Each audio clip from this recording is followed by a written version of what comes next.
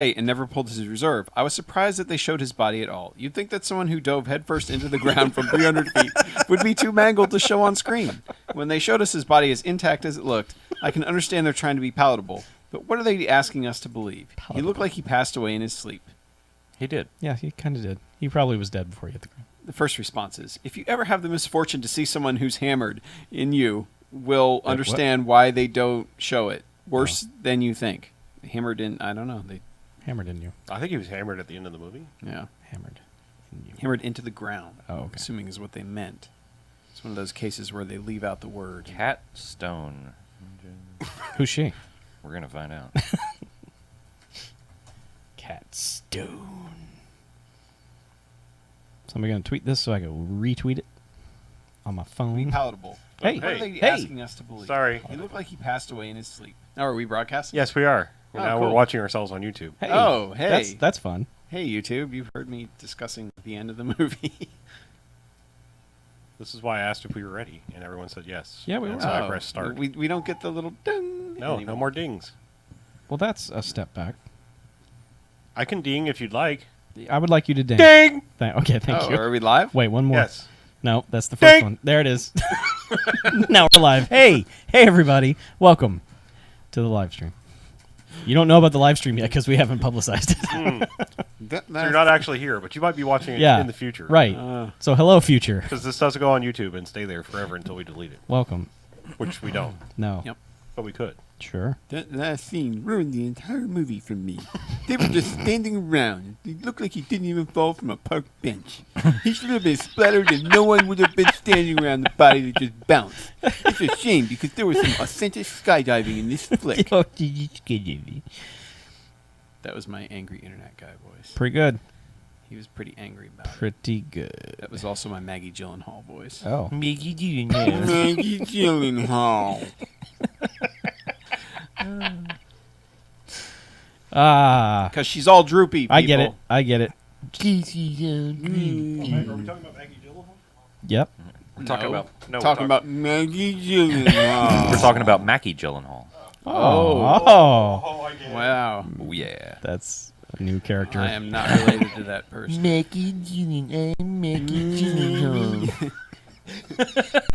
Is that your Walt doing an impersonation of Yes. an impersonation of an impersation? Yes. Pretty good. That's a We've good got to go deeper. impersonation. Deeper. You're now number 3, Mackie Gyllenhaal. You're my number 3 now. Retweeted. Retweeted. Retweeted. I guess I'll post I that to Facebook. fucked up. Which one did you post it from? No, I posted it from the right one. I just Just fucked up. DONT apostrophe. Oh, I'm no. leaving it. I'm leaving it. God damn it. I'm spoiled by Man. my... retweeted that. By your phone fixing all your fuck ups. Mm-hmm. Okay. That's a good thing. It's Bush. It's Bush League. Yeah. That's it. I quit. You're now my number 7. Okay, now I'm number 7. All right. What does that mean? Go faster. Okay, vote faster. Dead. He's like a number 0 Number now 0. for- I'm back to... I'm on the ground yeah, with you're the got the binoculars. binoculars Yeah. and shit. Doing the math. Boom, like Bill boom. Gates. Yeah. You damn kid. Maggie Gyllenhaal. Not in Cutaway. Jocularity. It's the best.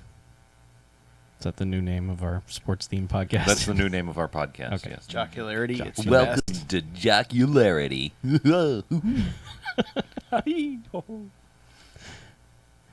Yep. Ha. 1 star. You're my number 2 now. Just practicing that. No, it's pretty good. You still got it. Even after a week off, you still got it, kid.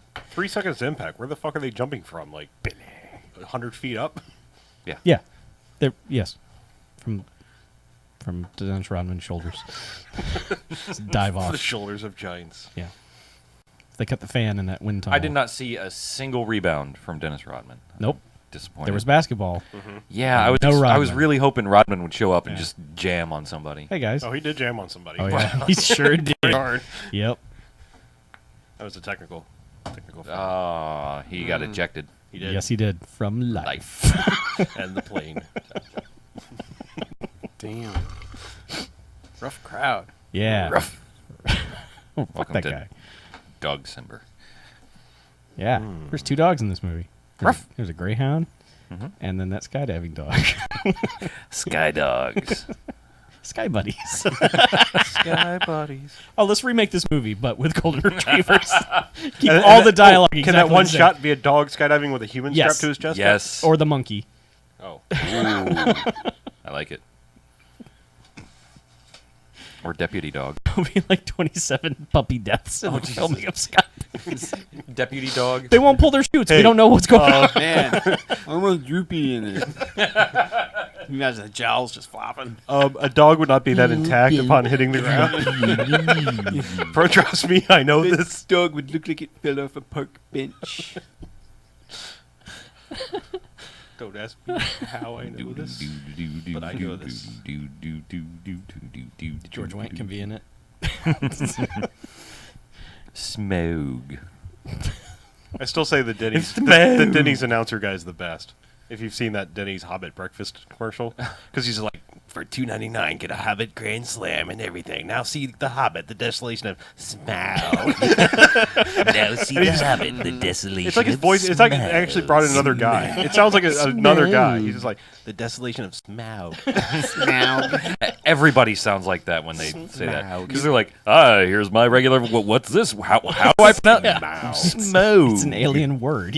Yeah, there's no cool way to say Smaug. Nope, James Bond couldn't say it. I'm here for Smaug. It's the desolation of Smog. Exactly. The desolation of Smog. One Smog wherein. Anybody see the Smaug? Smog. We talked about seeing it this weekend, then we're like, wow, that's 3 hours. This is Yeah. cool. Going to Well, I was going to go see The Smog. Wolf of Wall Street last night, and same thing. I was like, 3 hours. Have you seen the beast? Of Wall Street. Have you seen the dragon? There's a dragon in the midst. Did you take notes, Mr. Mackey? Nah. nah. Skydiving. Yeah. Hey, guess what? Here's an idea. Here's another shot. Here's a montage of skydiving. One star wherein. I almost wish I had taken notes just because it would have been like skydiving montage. I'm pretty sure this is going to be our shortest with first it. half ever. Meets with his handler. Skydiving montage. Got to go faster. Skydiving montage. Yep. All right, we'll come Let's back. rate it. Join All right, us soon yeah. for the second half. Yep, that was it. We're Golden done. Jocks tonight, people. Yeah. Stay tuned for that. Bestest movies of 2013. Bestest. And we're just doing bestest, right? Oh, yeah. Yeah, that's We're it. doing top 5? Just Yeah, top Top 5. Well, I have runners-up that I saw can just- 6. So, Sweet. So I you had have one 6 runner too. up. Yeah, I do, and it doesn't even get a runner-up. Did you count The Package as the movies you've seen this year? Super Buddies as movies that came out this year. Uh-huh. The It wasn't on Package starring Dolph Lundgren and Stone Cold Steve Austin. Stone Cold That was not a Steven 2013 Austin. joint, was it? Yes, it was. Oh, yeah, we saw that. We brand saw it new. on opening day, Yes, we did. which happened to be the Tuesday that it just- came out on We were the Redbox. first to see the package. But wait, did it come out in 2013. Okay. It was Yeah. a direct-to-video release. Were there any Cuba Gooding Jr. ones that we saw in 2013? Nah. Nah. They were all old Yeah. joints. Chill Factor. Even Hero Wanted was an old one. Yeah, it wasn't. What, it was the package? Package. The package. The package. The package. Package. The This The package. Package. package, comma, the. El Pacaje. Huh. See. That's weird. It didn't make it onto the Wikipedia list.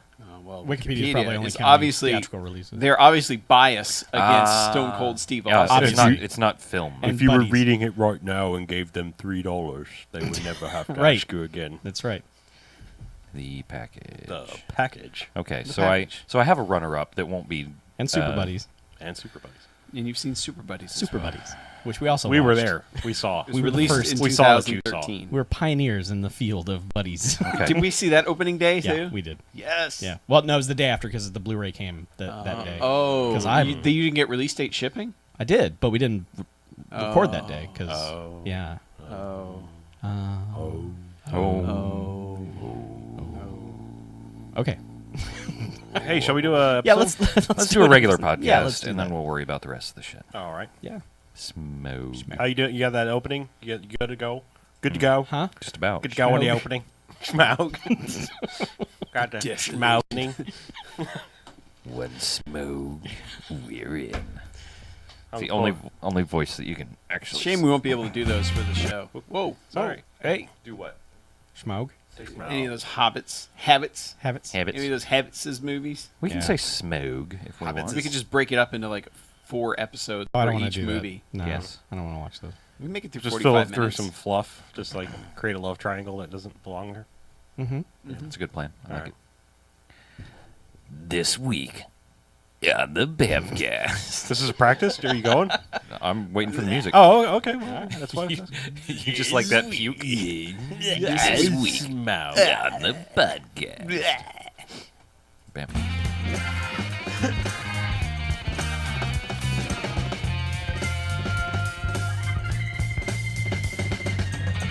This week on the BMFcast. One undercover agent, 2 sides of the law, 3 seconds to impact. 1 star is my number 2 now.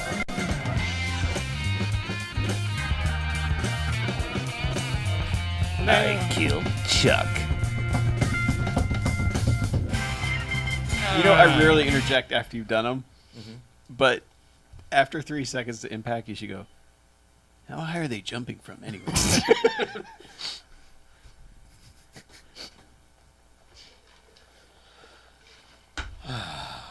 That's just my What do you my guys think? insertion. If If you don't need it, you don't need it. Just read the box quote. Here, give me the box. I'm going to read off the box. Give him the You don't want to read the Box. letterbox one? Give him the box. Oh, do you want me to read the broken English? I'll go look at it. It's so good. Did you get a mic? Yes. How'd you? Hang tight. He, Oh. he Oh my suspects God. that Oh, we the lost drug BJ. is coming through the air and joins a team of skydiving. Uh-huh. Under the leadership of Redline, a fanatic and considered the athlete #1 in this sport. I'm getting there. I'm getting there. Due to his prolific of winner, Vic gets involved with the group. What What the hell have you done? What happened? What happened? We have the screwdriver here. Yes, that. Will this help? It's a Phillips head. That means it has a cross on the end of it. You must be looking at a different one. That's probably like must be a guy written, a person written one, because the Yeah. other one is like pretty much this. Yeah. Okay. The official one That's what I'm is talking exactly about. that. Letterboxed one is like the Well, I know that's That's what I'm where he looking English is. at. translated to Chinese. Who, Translated. on who wrote Letterboxd. it? Who wrote it? It doesn't say. Well, Due to his profile of winner, that's Vic not gets what involved. he's looking at. Yeah. No. Is He disconnects from his position of infiltrated agent, uh-huh. connecting with the team. And his heart. How does this letterbox thing work? You search for the movie you would like to. Yeah, I see it. Man, How I feel about like if I click no? More Do you want to watch Cutaway? I feel like smacking some gum. Press Except 7. All right. Well, apparently I can't see. Why don't you send me a link of exactly the?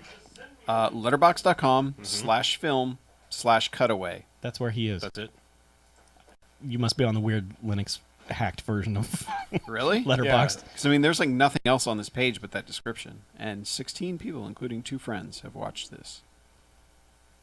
Yeah. Are you like? That's the nonsense he's reading. Wait, yeah. this is Yeah. where? Yeah. The whole thing is. He was just reading it like a tard, so it was sounding worse at the beginning, but Chuck. What? You were.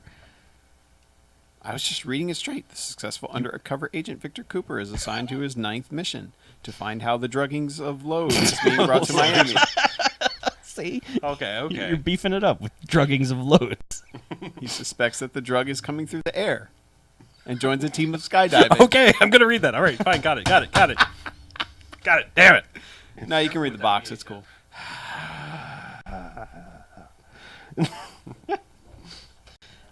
All right. Artisan. I miss those guys. Yeah. Now they're Lionsgate. Fancy pantsy. This same company, really? They merged with Lionsgate. Because Yeah. Artisans who brought us like the Blair Witch Project, right? Yep. Yeah. This somehow. Then Lionsgate brought us all the Saws. Ugh. Why'd you touch it? Yeah, why were you fucking with it? We were ready to go, man. Yeah. Did an intro and everything, and then fucked it up. Yeah. Fucked it I mean, all if up. you really didn't want to add that line, you could have just said you don't want to add it. You didn't have to. Do we have another clip? What? What'd you do? You broke the clip? It's a magazine. It's a magazine.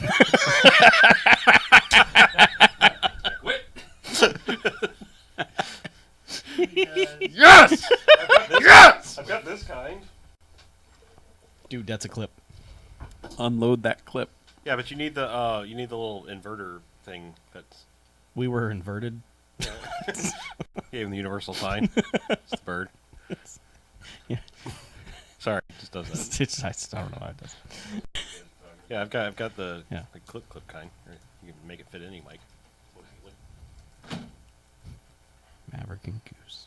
Man. Maverick. Maverick. Maverick. Man, you guys on the live stream get all these bonus extras. Yeah. Maverick Gyllenhaal. Seeing how the sausage is made now. You goddamn. BJ's making it spin. Yeah, get it on there. Oh, that's good. Hey, Hey, you're now my number something. okay. I'll be your number something. All right, number one guy. Is it? Is it? Watch your ears, kids. Hold on to your butts. That was a nice pop. Smoke. There you go. He's back. Smaug. I'm back, you bitches. He's back, bitches. Smaug. Time for some smoke. Hey, everybody lube up their lips. You want some? I don't want any of yours. No, thank you. Why don't you want? No, thank you. Here. Nope. Here, I'll hold it. No. Oh. You want me to move my lips? to Yes. No, I'll move my lips too. No. Oh, please No. do. It's all right. Oh, please. Oh, no wonder this movie felt long. It's long. It was How long was that movie? 44 minutes. 104 minutes. God damn it! The hell were we doing? It's your fault, Chuck. It was a listener said it. It's still your fault. I was trying to pick a New That's Year's it, you're movie, and Mackie was all like, "Do we have to do a New Year's movie?" And I was like, No, we don't "No." really And then need to do a New Year's. There's like 4 New Year's movies. yeah, and we've done And one one of of them. them's New Year's Eve or Well- whatever. One of those like, hey, we got 50 people No, to show up for we're 20 not- minutes. Not doing that. Yeah. There was another heist movie on New Year's Eve. All right. Well, everything's going. Let's make a podcast. Okay, I almost Okay. forgot how. let's artisan one up. All right. Oh wait, someone else does that. I'm gonna push the button. One ping only, Vasily. Just trying to get a good. He's warming up.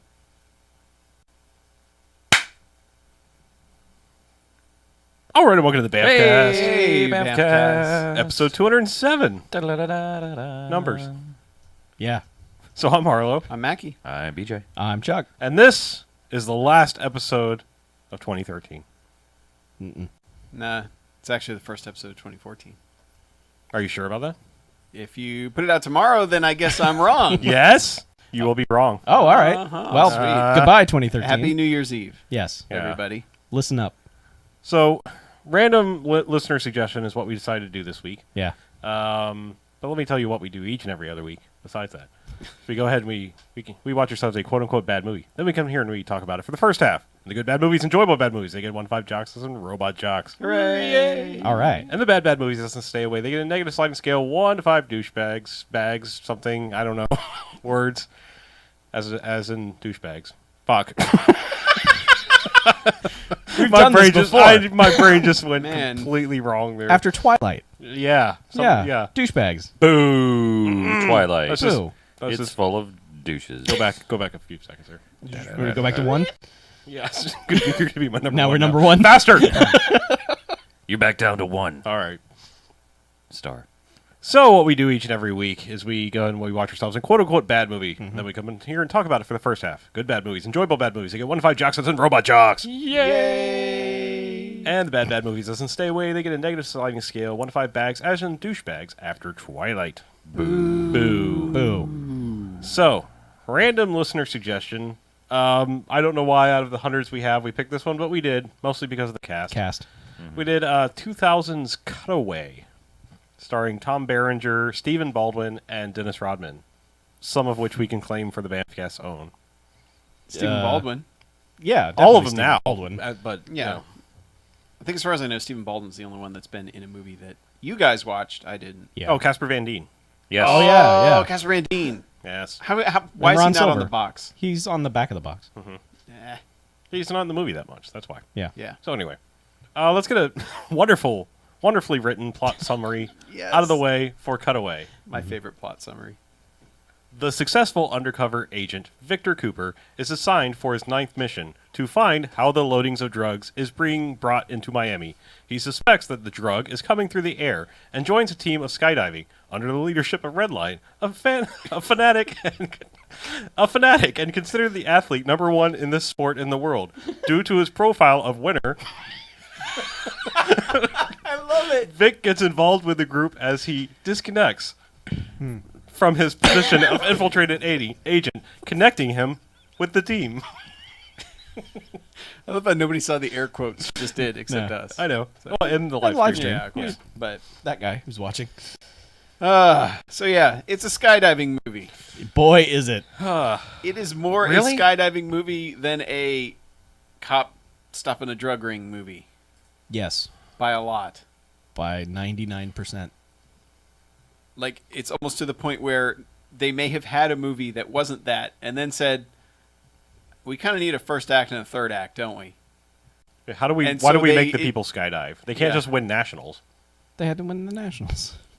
That's all. No. So you're saying this should have just been Step Up to the Skies? Yeah. Could have been. I think maybe they tested it and people were like, nah. It wasn't time. Nah. They weren't ready for that. Someone was like, why can't this be more like Point Break? Yeah. And they were like, oh, yeah, let's put some Point Break in it. Yeah, this is Point Break with skydiving. More skydiving. Lots of Because there's skydiving. skydiving in Point Break. Mm-hmm. This is just skydiving, not Yeah, all this the is other like if extreme Point stuff. Break was all skydiving. Well, Yeah. Point Break was a gang of surfers who also happen to do other extreme things. Yes. Right. This is a gang of skydivers that only happen to also only skydive. But they're also not even a gang. They're just homeless skydivers.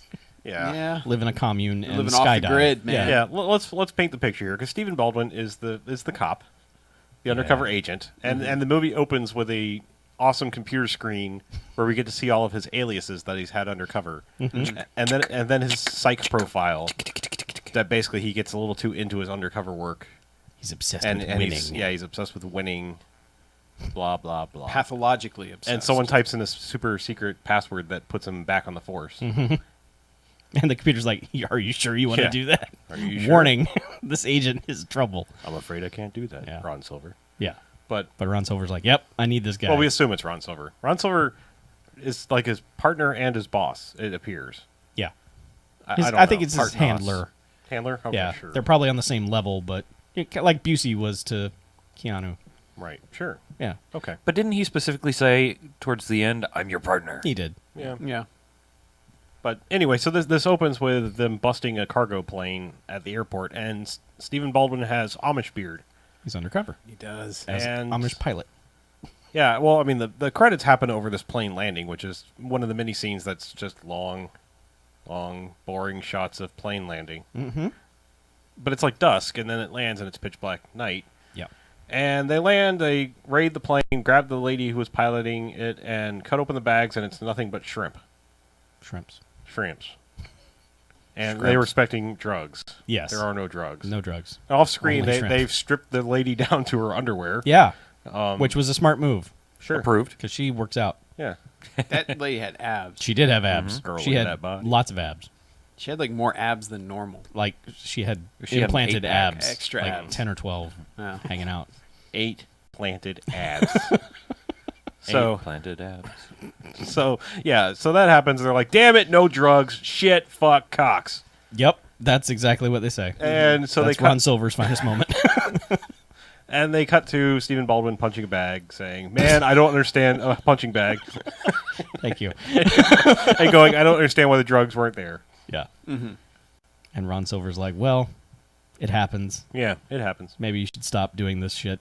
It's like, no, I got a wild leap of logic that maybe they got the drugs off the plane before it landed. Because this was the only plane that took off. No boat could have gotten there fast enough. It had to come. It convinced. had to come by this plane. Yep. So they had to have somehow gotten off the plane. He's like, "What if they skydove out of there?" Which I don't think he ever really said. He just kind of comes to No. that conclusion. No, he's just off like, I have a screen. hunch. I have a hunch. Yeah, but I do like how Ron Silver gave him an update. Said the drugs have already hit the streets. Yeah. Yeah. Like that They're color batch coded. of drugs Yeah. was tagged. That minute, yeah. It was very specific on which. Red cocaine is He's like, hitting "Oh." the streets. Shit, there's that red. It's already Get on the out. street so quick. God damn it. Yep. But I just love how that's how they established their time frame. Is he's just like, nope, those specific drugs just hit the street last night. Well, The there was ones- probably none in Miami. people- Now there's some. Yeah. Yeah. That's right. It was As like soon as Black drugs hit Friday. the Everyone street, was waiting at the Yeah. outside. please sell us your drugs. Yeah, The drugs are here. yeah. The drugs are 90% off. Yay. All trampling each other to get some. Yeah.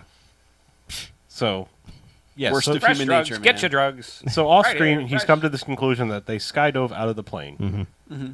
And so he shows up at the skydiving school, He just whatever. shows up at the Not drop even really a zone. school. It's they call it the drop zone, and it's It's a commune. It's a- There Yeah, is a skydiving school there, but it's secondary to the fucking Right. Burning Man. Because a lady shows up. She's like, I want to skydive. I was going to say it's kind of My like name's Florence, and I'm going to skydive today. But she's the only ever paying customer we ever see. yeah. I was gonna say this is kind of like Charles Manson's commune, Mm-hmm. and like if somebody shows up, it'd be like, I guess we'll teach you how to farm, Yeah.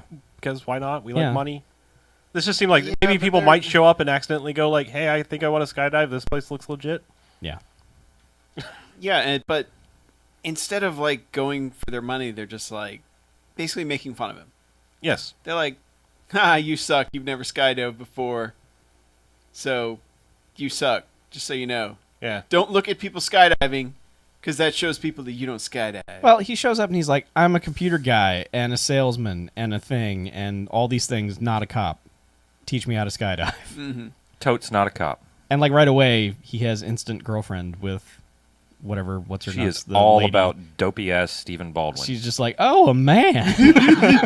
Man, her name's Star. Of course, At least the it's character. Star. Maxine Bonds. Bonds.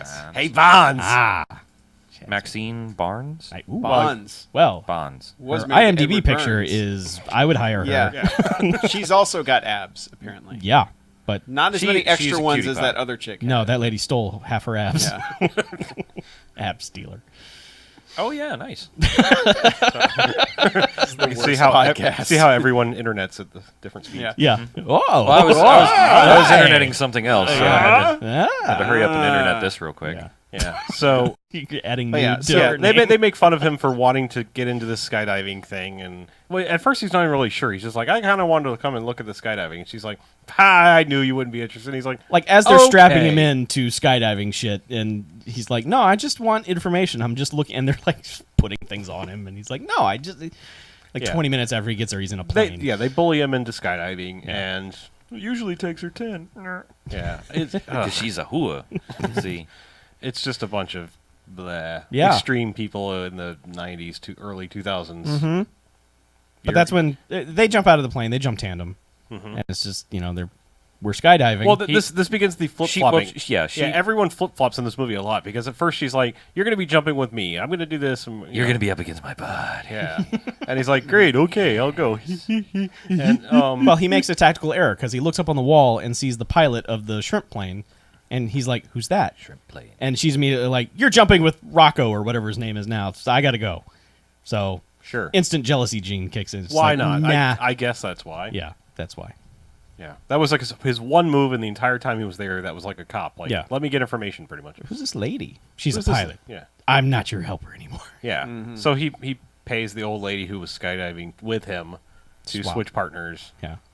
and they jump out. Well, But it's pretty even, funny even better because- because the old lady's like, as soon as they get up, she's like, "I changed my mind. I don't want to go." And the guy that she's jumping tandem with is like playing her head like a bongo drum. He's like, "No, you're gonna love it." Bah, bah, bah, bah. Woo! And she's like, "No, I don't want to go. I don't want to die. I want to go." Ah! They They just push her all out. Yeah, they push her file right out of the plane, Yeah. and then they're all just like, "This is And the then they greatest thing ever." Skydive. Yeah, and Stephen Super Baldwin cool. and Star land on the beach and are about to get all makey-outy, and then the Jeep pulls up. Yeah, Now, we should mention Tom Berenger plays Redline, he does. the leader of this crazy commune, Mm-hmm. because he's the most extreme.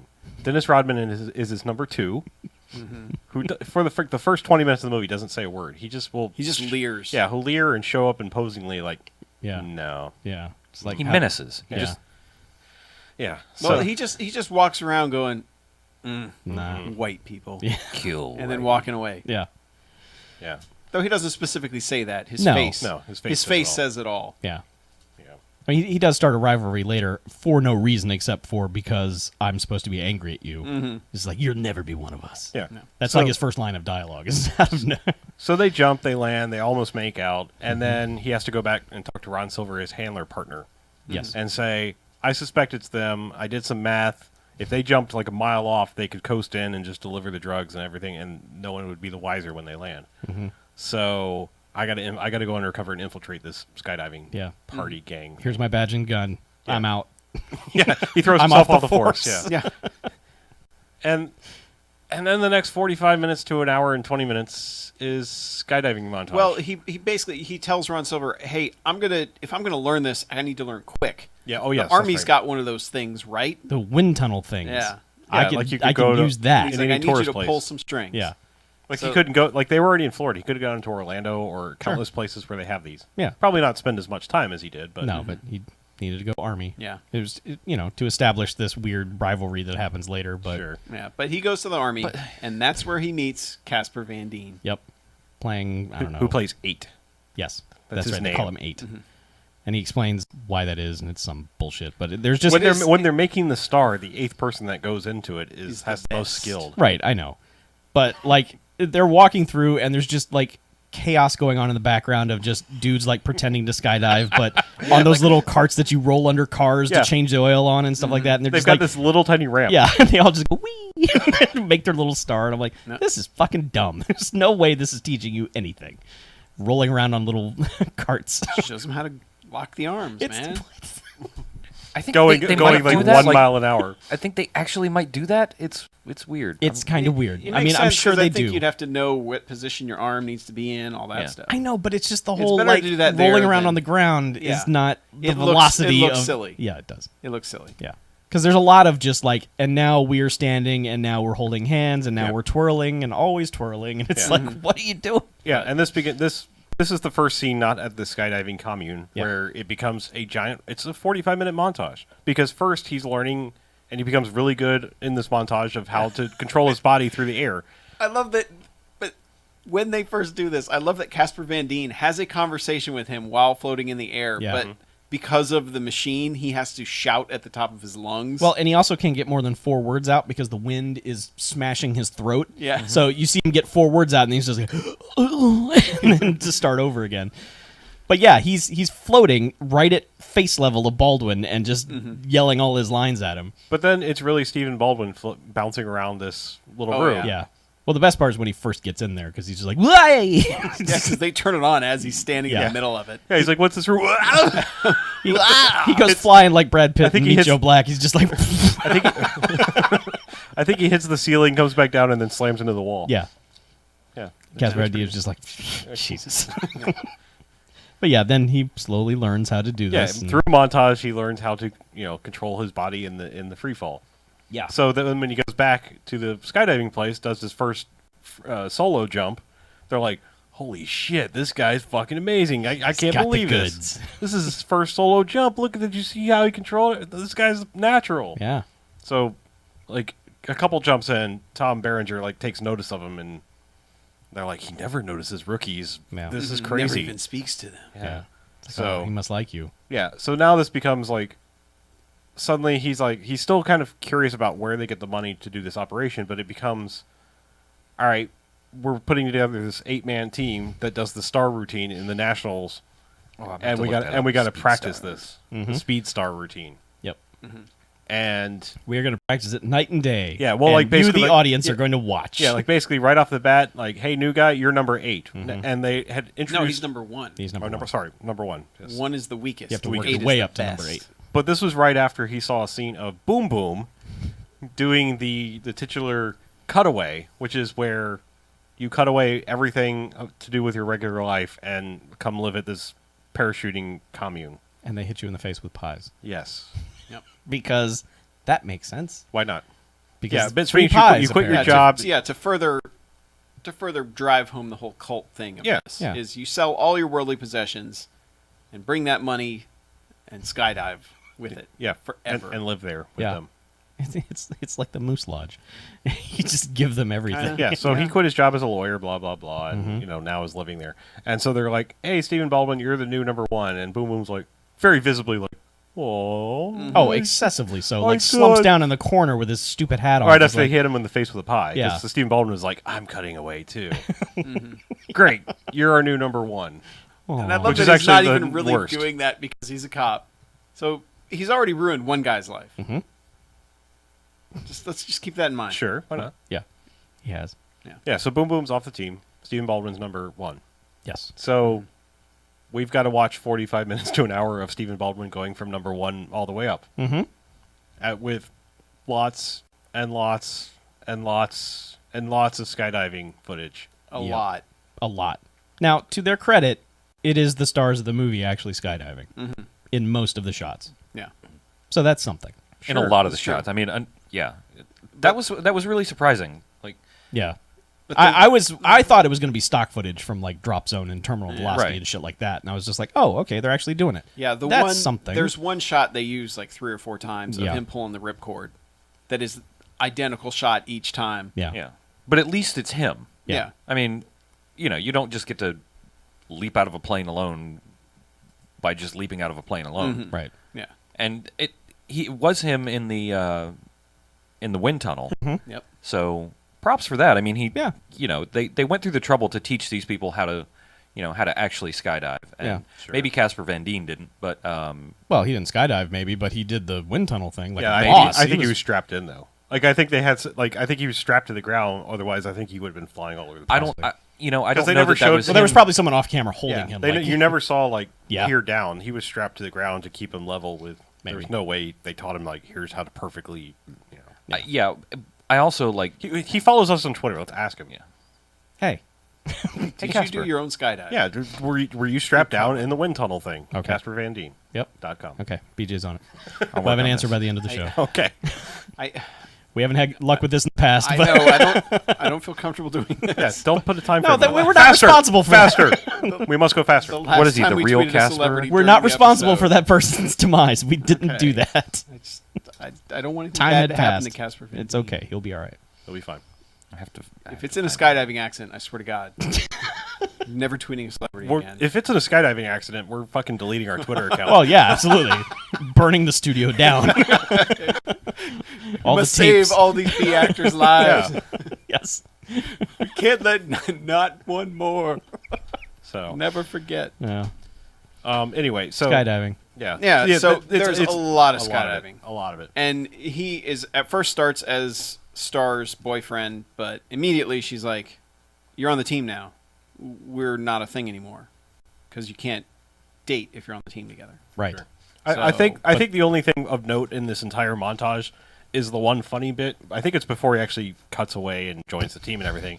It's like they're like, "Holy shit! Look at his control in the air and everything. It's fucking amazing." And then Tom Berenger looks over. He's like, "Yeah." But he doesn't really have the steering thing down. Yeah. And they just show him like 8 times in a row of like trying to land the parachute horribly. He smacks into a the garbage one, truck. the one across the lake's pretty awesome. The- He yeah. skips like a stone. Yeah. Skips on a stone, hits the bank. That's what's great. Is like whoever did that. I don't Oh, know if yeah, it was they- actually him. Yeah. It's like he went boom, boom, boom over the lake, and then was like Yeah. right into the ground. And then like one time he comes in and flies through a tent, and there was some kind of weird freaky sex thing going on in this tent because there's a half naked lady and 2 dudes. One of them has the skydiving skydiving helmet yeah. camera on. It's like, yeah. hey, we're making a little extra money here. Yeah. But the best one's when he floats down over the road and off camera you just hear "Mer, mer," Yeah, and Star turns away like, "Oh no!" and then it just cuts to a garbage truck driving by with him hanging on it like wah wah. You know, Yeah, parachute across the front and him hanging on the side like, not dead. Nope. Nope. Wacky. Yeah, but anyway, so that's like the only thing worth noting in the entire Yeah. montage, as far as I'm concerned. Yeah. Because it's he's getting better and better, and like gets promoted to number 7, which makes that kid angry, and Tweeted. or he gets promoted to number 2. Sorry, I keep going back. Yeah. It doesn't make sense. He goes up Kid and- gets demoted to number 1. Yeah. He gets promoted to number 2. Yeah, and then like next on. He goes up the Yeah, and ranks. one of the skydivers, like 4th or 5th, is the dude from the American Pie movies. Yep. Thomas Ian Griffith. Yeah. Griffin. Oh, is that guy? Yeah. Okay. Yeah. Yeah. I thought he looked kind of like Bud Bundy too in Little this bit. movie. Yeah. Yeah. But Everybody he had looks dyed like red Bud Bundy hair. to you. Yeah, he's just Like totally bright red. ancillary character. Yeah. Just unnecessary. Okay. But it's just like, hey, I recognize that guy. Mm-hmm. Yeah. But eventually he moves up, and there's one point where he inspects Dennis Rodman's Ferrari and finds whose license plate is Turbo 7. Yeah, because his name is Turbo. We haven't. And it's 7. And he's the number. Yeah, he's the seventh. seventh dude. Yeah. He has a satellite tracker. Yeah, satellite tracker and night vision Satellite goggles. satellite guidance. Yeah. Yeah. He's like, why would he have this? And it's like, we all But have then that he now, spots dude. Dennis Rodman walking up through the night vision goggles. Yeah. And he goes, oh shit, and hides behind the back of the car. And then Dennis Rodman pulls away, and he's just standing there on his hands and knees. Yeah. Like, all he has to do is look in the rearview mirror. Well, he gets out of the And car you- and yeah. actually looks at him. And because the movie is saying it's dark, he can't see him. Because then he's like, oh, my trunk is open for some reason. Then he just Yeah. closes it and drives off. Yeah. But just the shot It's of the him. bonnet, sir. Yeah, Oh, okay. just It's the in the shot front. of him as they're driving away, illuminated by the taillights. Yeah. Is great because he's like, oh, I didn't think of that. What might happen? Not the best cop. No, not at all. But yeah, this is 45 minutes into his, I don't know, month and a half of living with these people. Is like, yeah. time to Yeah. investigate Turbo. Yeah, it's like he's number 3 or something. Like Yeah. by the time he's like, oh yeah, I guess I'm a cop. I should forgot. maybe I do a got cop a thing. little obsessed with nationals. Yeah. Got to Yeah. win the Nationals. And the director of this movie is a guy named Guy Manos. Uh-huh. Hands of Fate. Hands of Fate. Yes, Guy Manos, who is the aerial stunt coordinator on quite a few other movies, That's a shock. which would explain why there are a billion skydiving shots. Was one of them Drop Zone or Terminal Velocity? Drop Zone? Yes. Mm-hmm. All right, it was. Okay, Sitting around on the set of Drop Zone. You know, if there's more of this. if there was less actual movie and more of just this stuff we do, people would watch that, right? Yeah, but he's aerial stunt coordinator on a bunch of stuff. So Oh, okay. Pretty much the way it sounds. If you need an aerial stunt guy, he's your guy. Guy Manos. Guy So yeah, so he wanted to make a skydiving movie. And Everyone he else did. be damned. Yeah. Now see the And not way he, call it Ripcord or something that says skydiving movie. Call No. it fucking Yeah. Cutaway. Cutaway, which is a thing no one had heard of, and when you say it, it's just like, oh, you dropped Oh, out. but they say it a bunch of times. Oh, the lady got paid every time she said it. Oh my god! Because holy If crap, there was a Cutaway drinking game, holy Yeah. shit! Cutaway, brought to you by Carl's Jr. she has one speech towards the end where she just said, I don't know, like 17 times. Like she's saying it like Smurf at one point. It's just Cutaway is every word. It's great.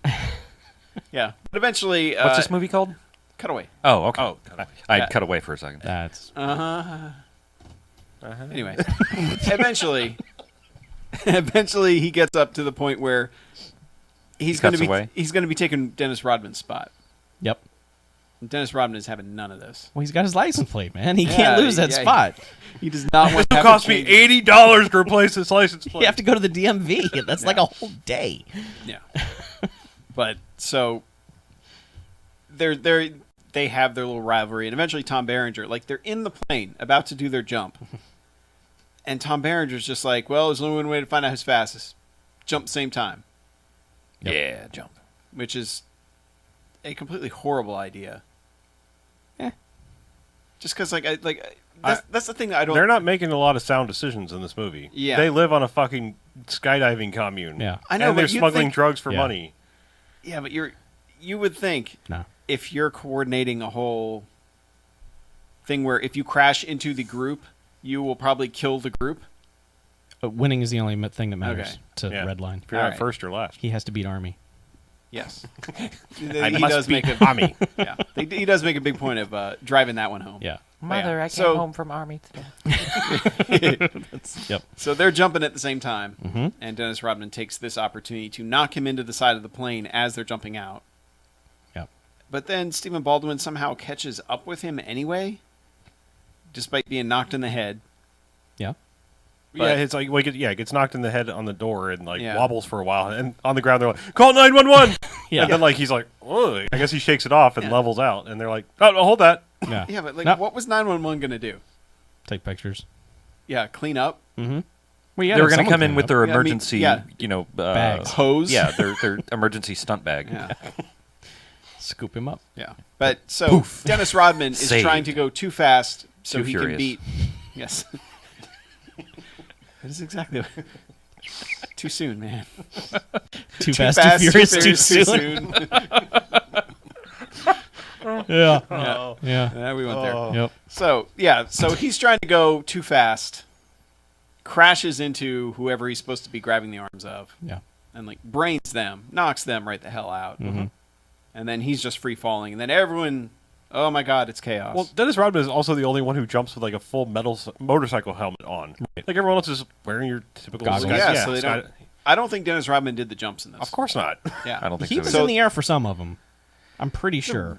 Or just a really tall skydiver. Yeah. Because he had a full motorcycle helmet on with a face shield down. I think he's the one that didn't. Okay.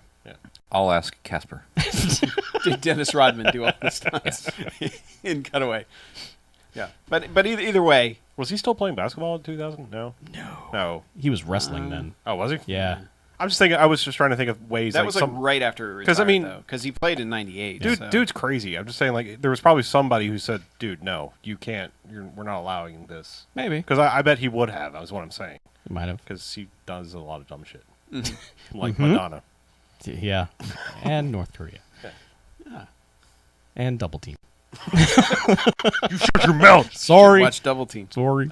Anyway, yeah. So he crashes, and they're trying to get down to where he's falling, because he's clearly not in control anymore. Mhm. And Baldwin can't make it. Eventually pulls the ripcord because he tried to reach him, couldn't do it. Tom Berenger gets there, pulls the ripcord. Dennis Rodman lands almost vertically, like it's weird. It's like yeah. he's limp, but On the rule, like the way you land a parachute, that's kind of not a good one. Yeah. Like Yeah. broken legs at least. But yeah, But it doesn't matter because he's dead. Anyway. oh yeah, he was dead. yeah, he's, Berenger cradles him. mhm. No. Yeah, it basically comes out later. Like he broke his neck in the initial impact and was Yeah. just Yeah, dead, when he falling hit the one of the entire other people. Yeah. But yeah, that's the thing about Dennis Rodman in this movie. He never embarrasses himself or anything. Like No. we expected Dennis Rodman to be just We wanted the worm. yeah, we wanted Yeah. goofy, poor delivery, laughing, but like they play to his strengths well in this movie. Yeah. Like they use him well because he just for the first half he's just kind of intimidating and glowering, and then whenever he is saying stuff, it's just more. It's like it's almost like a player talking to the coach. Yeah. It's like, Coach, Yeah. I need this. So we didn't. It's weird. It's like we're almost disappointed that Dennis Rodman gave a good He performance in didn't this embarrass movie. himself. Yeah. Yeah. Just once I want to see the movie where Dennis Rodman plays the Dennis Rodman persona that Wesley Snipes was playing in Demolition Man. I know. Yeah. Yes. Like, because that's what he We was could obviously. still get yeah. that. I'm just saying, like, that's got to exist somewhere where they're he's like, busy. Dennis Rodman, do that. Like, be you Yeah. that he was doing. Please, Dennis Rodman, be Dennis Rodman for us. Double team. Oh, okay. There you go. Double Team. We just need more of that. Mm-hmm. Yeah. No, it's too late now. But anyway, so he's dead. So guess who number 7 is? Wait. Wait, whoa. He's dead, and it's like, all right, you're our new number 7. Yeah. And Yeah. we'll practice first thing in the morning. And everyone's just like, Like no one's even shown up to take the body. no, he's like laying, like you Yeah. can see him out of focus behind Tom Berenger. Yeah. And he's He just like, comes over there. He's like, Vic, you're number 7 now. yeah. And everyone's Practice pissed at off at Stephen dawn. Baldwin. And Baldwin's like, "What? I didn't do this. That dumbass did it to himself." Yeah, but they've been pissed off at him the whole time. Yeah. Because still he's kinda moving up outsider. the ranks, and they're like, Yeah. "We've been number 6 the whole time." Yeah. Well, and the thing is, up until this point, he'd never been a dick about it either. Yeah. Like, he'd just been like, sorry. Yeah. You fucked up. Yeah. But yeah, in this instance, Tom Berenger he's like, "Get out of here. Go. We're doing practice at dawn. Go to bed." And they're all just standing there staring at Stephen Baldwin. And Redline walks off, and Baldwin's like, "You heard him. Practice at dawn. Now get out of here." Yeah. And everyone's like, Yeah. you're a dick. They're used to it from Tom Berenger, but How dare you Stephen talk to us Baldwin. that way? You No. just killed Dennis Rodman." You bastard. But yes, I mean, it's just no love lost here No. for the dead Dennis Rodman over there. No, just instantly. Well, like he goes into Tom Berenger's tent, which apparently he just lives in a parachute, as we said. It's Yep. just a parachute draped over some sticks, and he's doing like a chin up when he walks in, which is kind of funny because Tom Berenger's so out of shape in this movie. He's just like, yeah. bleh. But they go in and they have this like, he did it to himself, and blah, you're my new number 7, and he's like, I gotta let you in on something. He was working on something. We don't have any money. This isn't cheap. There's no money for Yeah, the nationals. plot shows back up. Yeah, and suddenly Baldwin's like, "Oh, time to be a cop." What do you mean we don't have money for nationals? Mm-hmm. So what do you want me to do to get money? And that's basically it's like, well, we do this whole thing with drugs, and then we get the drugs and jump out of planes, and Sounds good. It's like all of a sudden, plot, just out of nowhere. Just, hey. Yeah. He gets this exposition from Tom Berenger, and then he's like, "Oh yeah, I guess I should go see my partner, chief guy, whatever," and explain Who he had been meeting with. Occasionally. Yeah. Occasionally, like Like often. they'd shoot some hoops. He doesn't go and tell him about this until after they do the first drug drop. Does he? Because Okay. they go and land at the All right. twin gangster's house. Well, no, The there was Cannelloni twins. somewhere along the way there was one of the meetings where he said something like, "This is kind of dumb that we're taking down these guys. Oh, yeah. He's We're like, not taking down the distributors Yeah. or the buyers. He's like- we're taking down the guys that are driving it." well, he had zeroed in on Turbo, and that was going to be his target. He was like, we're going to take out Turbo. And he was like, we're just taking out these low-level guys. This isn't very satisfying. Yeah. yeah, the DEA is in Yeah. charge of the bigger guys. Blah Right. blah blah. But then, they go and do a drug deal. Yeah, because he's like, if I stick in this a little bit longer, I'm going to see who we're taking the drugs to, and then I can ID them Right. somehow. But he doesn't say any of this at first. He just goes on the drug Yeah. deal, and they parachute into the gangster's house and give him the drugs, and they ride off on a motorcycle in the sidecar. Like, woohoo! We just did drugs. And then he goes back to Ron Silver. Yeah. And he tells him what is going on, and then he's like, okay, when's the first drug deal? He was like, yesterday. Well, they're at the dog track, Oh, yeah. and he's got a greyhound sitting in front of him. That's right. And as he petting tells him, well, Wasn't that the yesterday- second time though? Yeah. I think that was the second time. That was the first time he told him. They'd been at the dog track before. When Yeah, he was like, but when Okay, they're all just right. sitting there and he's petting the dog. He was petting the number 8 dog because Yeah. that was the joke. Yeah. Is like he Yeah. kept betting on the 8 dog because it's the fastest. right. Yeah, but There. when he tells him when he goes, well, when's the deal happen? And Oh, he geez. covers the dog's That's ears right, and yeah. goes, last night. Yeah. He's like, Ron Silver's like, come on. you. What is the matter with you? I can't explain But he this. IDs these like twin drug dealer dudes. Like It was the something Cannelloni twins Yeah. or whatever, and it's like, oh yeah, all right, we'll go pick them up. They were the cannoli twins. Yeah. He's like, look, the next one I go in, I'll wear a wire. And we'll get everybody. And this leads to, I swear to God, the dumbest fucking thing in the entire movie, which is, it's the next jump. They're always jumping at night. Yep. And Baldwin, on his way down, lifts his shirt practically over his head and is just Checking the wire. tapping the wire and fingering it and playing with it, just like, there's a wire on me. It's like, dude, if Baldwin turns around and looks at you, Berenger. Yeah, buried Oh, yeah. right there. It's so good. it was, and he does it for a long time. It's not like a quick, like mic check. It is just like, this thing is taped to me. I hope it's on. Let me Yeah. tap it for a little while. Mm-hmm. It's Yeah. a wire. Guess it works. And then they Yeah. there's a montage of them Of him landing drugs. doing drug and- deals. Yeah. Well, they land on the roof of this big party, right? Well, that's like the third or that's- fourth time. yeah. That's after the Oh, okay, montage okay, okay, of all that's the right. drug busts, because he never turns over the evidence. He just keeps doing drug busts. Right. Yeah. And the I cops I are- guess IDing people because Yeah. maybe. Yeah, and the cops are getting feedback on their wire, and they're like, "What the?" There's someone after this someone party up th- with a someone else is wire. there with a wire. Yeah. Yeah, they're literally going to land on top of this, I don't know, 50-story building or whatever. Yeah, it's some bank building. And they're having a big party up there. And again, this is like this movie, like on IMDb it says it's a TV movie, but there's already been boobs. Mm-hmm. There's already been one shot of star like ass shot Yep. weirdness. Like where'd that come from? Because like for all we do, they were broken up, and then it's like we can't tell anybody about this. And it's Yeah. like okay, they're Oh. back together now, Yeah. and Yeah. she's kind of naked. And then like there's this but shot. he's still wearing all of his Yes, clothes. he Yeah, is, he they were is. just spooning. Yeah. But then, like, there's this shot at the He was party. cold. Yeah. It's this big, crazy, Miami drug party, and there's this stripper, and, like, literally she's reaching for his zipper, and it cuts away to the parachuters. Cutaway. Yes. Yeah. And we're like, what the hell, movie? I don't know. That was a violent cut. That was for just... no reason. yeah. Just like, hey, Oh, what? There's already good. been boobs. Good. Let's see more parachuting. Yay. Yeah. Awesome. Yeah. Yay, parachuting. Because they land on the roof and do a sort of a sweet stunt to get off the roof, and then the two of them pop up like they did the stunt, but they didn't do the stunt. And now, for whatever reason, the FBI is also at this party. The FBI. Not the DEA. Not anyone that would make any sense. FBI. Wasn't it the local police? No, That was the FBI. because they identified shout, them. FBI! Yeah. And the guy's like, yeah, this party's dead. This isn't happening. He's talking to his wire. Yeah. And he's like, he sees the parachuting guys come in and drop shit, the it's bags. going And down. it's like, no, actually, it is happening. They're here. Yeah. And then cops run in. Like the customs guys that Steve Baldwin works for and the FBI run in and start pointing guns at everybody. But this is the chaos that happens. The FBI guys see Ron Silver, who is holding his badge up. Yep. They're wearing big shirts, the jackets that say U.S. Customs, like, does that come in undercover too kind of jacket? And like he's got a gun. Yeah. And it just starts this crazy firefight And he on the shoots roof. at him. Yeah. Oh yeah. Like Ron Silver ducks behind the thing, still holding Yeah. the badge out. And then like it's a goddamn And free then- for all. But then all the drug dealers and everyone there hear a gunshot, so it is chaos. Yeah. I mean, even the strippers picking up a gun. Oh yeah, Oh, shooting yeah. and then get shots for trouble. But Yeah. this is the point of the movie where this movie. I mean, it was already stupid in plot wise. Yeah. But this is where the movie gets stupid in the incompetence wise. Like Yeah. everyone in this movie becomes a complete and utter moron. Yeah. Like the cops just become stupid.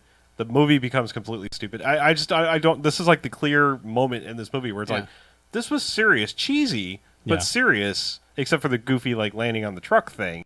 But this was like kind of a serious faux Point Break movie, and all of a sudden this is like, what? Like all of a sudden it became a Fred Olin Ray movie. Well, this is an aerial stunt coordinator guy being forced to put in plot into his movie and just be like, whatever, guns and shooting, and everyone make gun face go, Yeah. because everyone makes just yelling, Oh, just, yeah. I'm just saying, like there's a large section of this movie that's fairly competently made. It's dumb, but Yeah. this is like, why? Where did the budget go? Where did everyone's acting sensibilities go? Because there ends up being this showdown where Ron Silver has pulled a gun on Tom Berenger, and Stephen Baldwin's standing there, and they do this really dumb, like, look at him like, what are you doing here? Yeah. Like, okay, let's just go ahead and make your undercover cop there, very obviously. And then he's like, I guess I got to do something. So he defenestrates Tom Berenger through this glass door window Yeah. thing that was behind him. Yep. Ron Silver's like, what the fuck? And they have enough time to... He grabs him and throws him off. They base jump off the side of the building. Mm-hmm. They've somehow either gotten new chutes or repacked their chutes. Yeah. I don't understand how, but But yeah, they jump off the they building, jump off the building, and get in their motor scooter. yeah, he has to like shovel Tom Berenger into the sidecar of this scooter because he is apparently the only person in the history of movies hurt by a defenestration.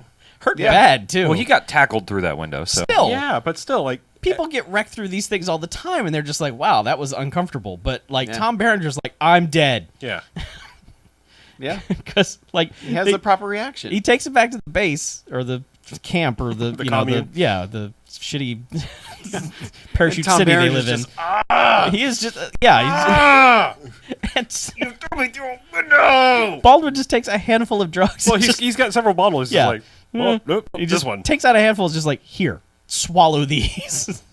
And Baldwin's or Berenger's And this is where the movie continues to, because like this is the night before Nationals. They were for whatever reason doing another drug deal. Their fare should have already been paid. I don't understand. Well, Like, he said every deal pays for 100 jumps.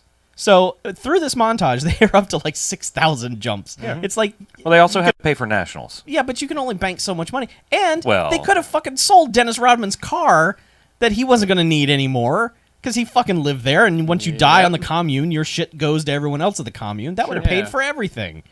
But no. no. So Berenger's fucked up. Like the night before Nationals or whatever, which is again now the focal point of the movie. Yes. Because Hell like yes. all of that's It's the happened. only thing that matters. All that dumb cop shit there happened, and Nope. nothing really came of it. Nope.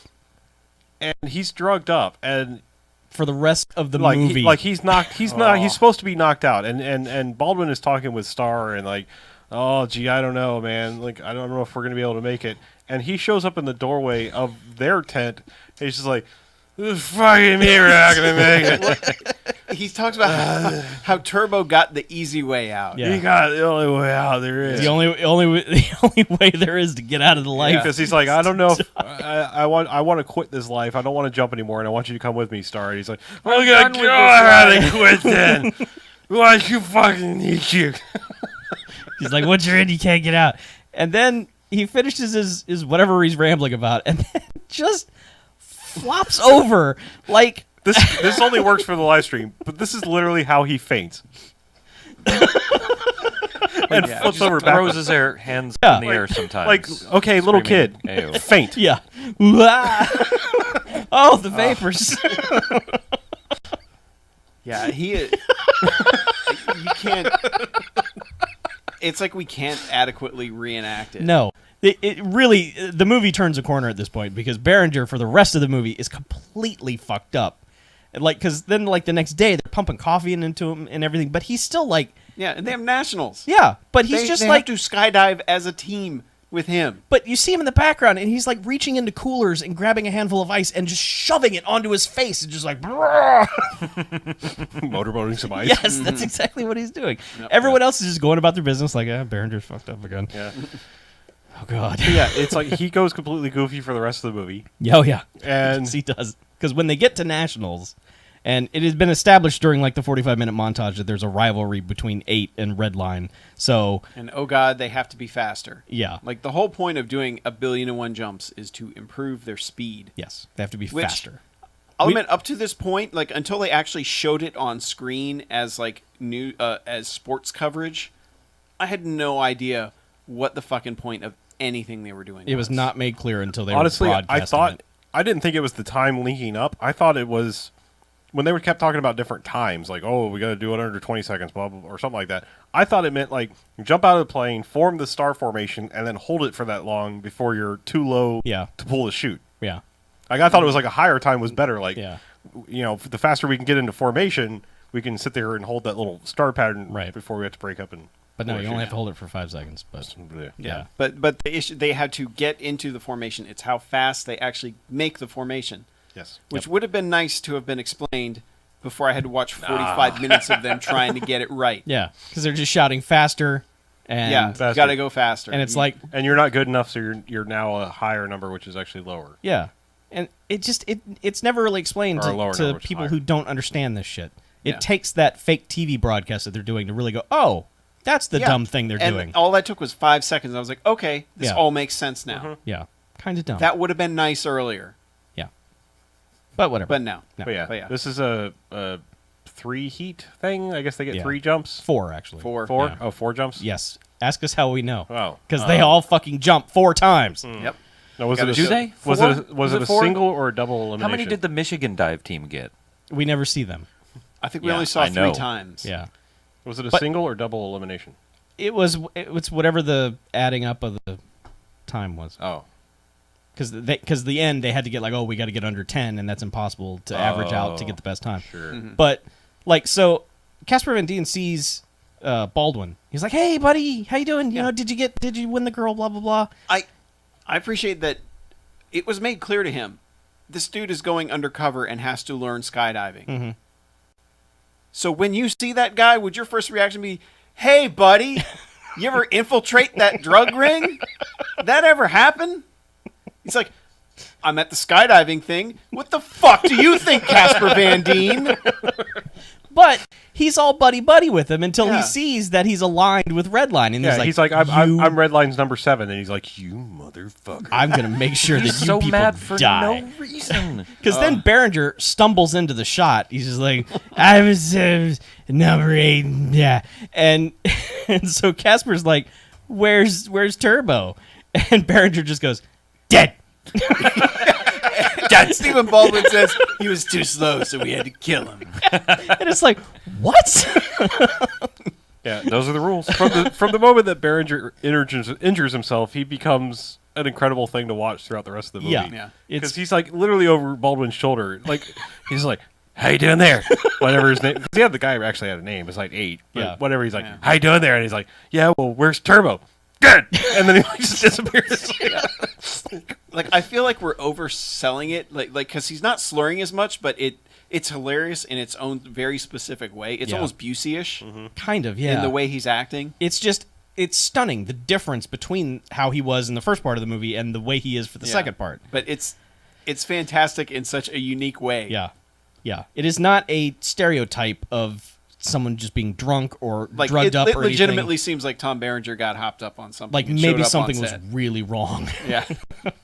Other than that, or he's a really good actor, but I think maybe. Either way. But yeah, But yeah, so they do their heats, and jump I mean, a lot. yeah, there's a lot of more jumping and a lot more.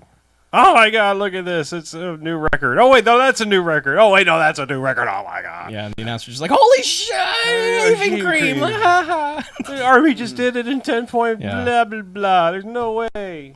Because like they blew their third one and they were Yeah, they like, totally fucked up the third one, and like Baldwin almost ripped the chick's arm out. yeah. And, And each time they land, she's telling him, cut this shit out. yeah. Yeah. Like, don't do this better. Yeah. Can't do this faster. And so Army has a really good third run, and the Army. the Baldwin team goes back up in the air. Well, no, and- they screw up the third run. This is Yeah. the fourth one they do. But the then fourth the one fourth they do. one- Okay, they do the good. fourth They one do really good. 11 Yeah. seconds. That's right. Something. And then they're on the whatever. ground celebrating, like, fuck yeah, we're awesome. And, like, there are people all around them. Yeah, people just- are throwing Casper Dan Dean, their children. Like, yeah. Just like, "Take here, my take this children!" Yeah. And Make them a roughneck. now, the Baldwin team is up in the air, and they're all just like, fuck, we can't do under 10 seconds to win this. We're fucked. And then Casper Van Dien gets on the radio and does stupid bad guy thing, which is just basically like, you guys aren't going to be able to do it, huh? And then starts to be like, by the way, you know that guy with you? He's... Poof! Ron Silver. All of a sudden, Ron Silver Ron and Silver's 20 cops silver are standing sense went there. off, and he's just like, that son of a bitch is going to give it away, isn't it? A wild Ron Silver has appeared. It's super effective. and He I- uses stare down. and I forget what he turns around. He just says, "Ewa Goodwillaku or whatever." No, he says, like, his name's Nate, Oh, okay, yeah. I think is what he says. Okay. That guy's name's Nate. No, he says. He says he's a better. He's an 8. there's something you should know about him. He's an eight. 8. Okay. He's Nate. Oh, yeah. Yeah, he was And basically Baldwin's like, trying That's to. why Maggie was so confused for the last part of his this. name's Nate. His name's not fucking Nate. It's Nate. God Yeah, damn it. That's what I was thinking. Maybe No, he's an 8. maybe he's undercover and he's lost who he is. Yeah, he was. He tried to turn it into like a "fuck you" Redline. He's better Okay. than you. yeah. Which Redline immediately is just like, all right, He fine. stands up and he's like, "I don't know. We probably can't beat this, but we're gonna do this. We're gonna jump at the same time, 7 Yeah. and 8 same time. Whoever gets there 1st." I don't know. Same time, man. Same time. That's a really weird race because technically whoever comes in last is the winner. Yeah. So I don't understand how that race is supposed to work. Like, get there really fast so that you're number 7. Yeah. It doesn't really, yeah. Oh, okay. The slower of the two people who jump at the same time Yeah. is the winner, Right. whatever. So yeah, they do it, and you know they jump and they do the star, and it's like really violent because they're all just like, They're you know, it's bouncing like around, yeah. it's like a contracting thing from Star Trek: The Motion Picture. It's just like, you know, and it's in and out, and then they're just like, finally they hold it, and it's just like they did it, yay! And They did it in. 9 points something yeah, something. some stupid time. 9.9. They had to do a sub 10 to win, Yeah. and Yep. surprise, They- plot So happened. of course they did. Yeah, everyone goes crazy, Yeah. and Baldwin and Behringer do this thing they've been doing the whole time, where they just sort of tandem up next to each other in sort of like a weird V formation, whatever. They It's just pretty awesome. yeah. It's a real thing. Like that Oh they're yeah, doing. absolutely. But then Baldwin's like, "You're under arrest," No. and Behringer's like, "Nah," Nah. and Nah, just like bro. starts unstrapping. He's like, "No, man, no, you don't understand." Oh, he doesn't even have to unstrap. He's apparently got a one lever like drop me from Well, his you, harness. you can see him start to, and Baldwin's like, "No, hey, listen, we'll let's just not be land, and then hasty you'll go to here." jail, and everything's be okay." And he's like, "Nah." Nah. You And said you go to jail if you don't.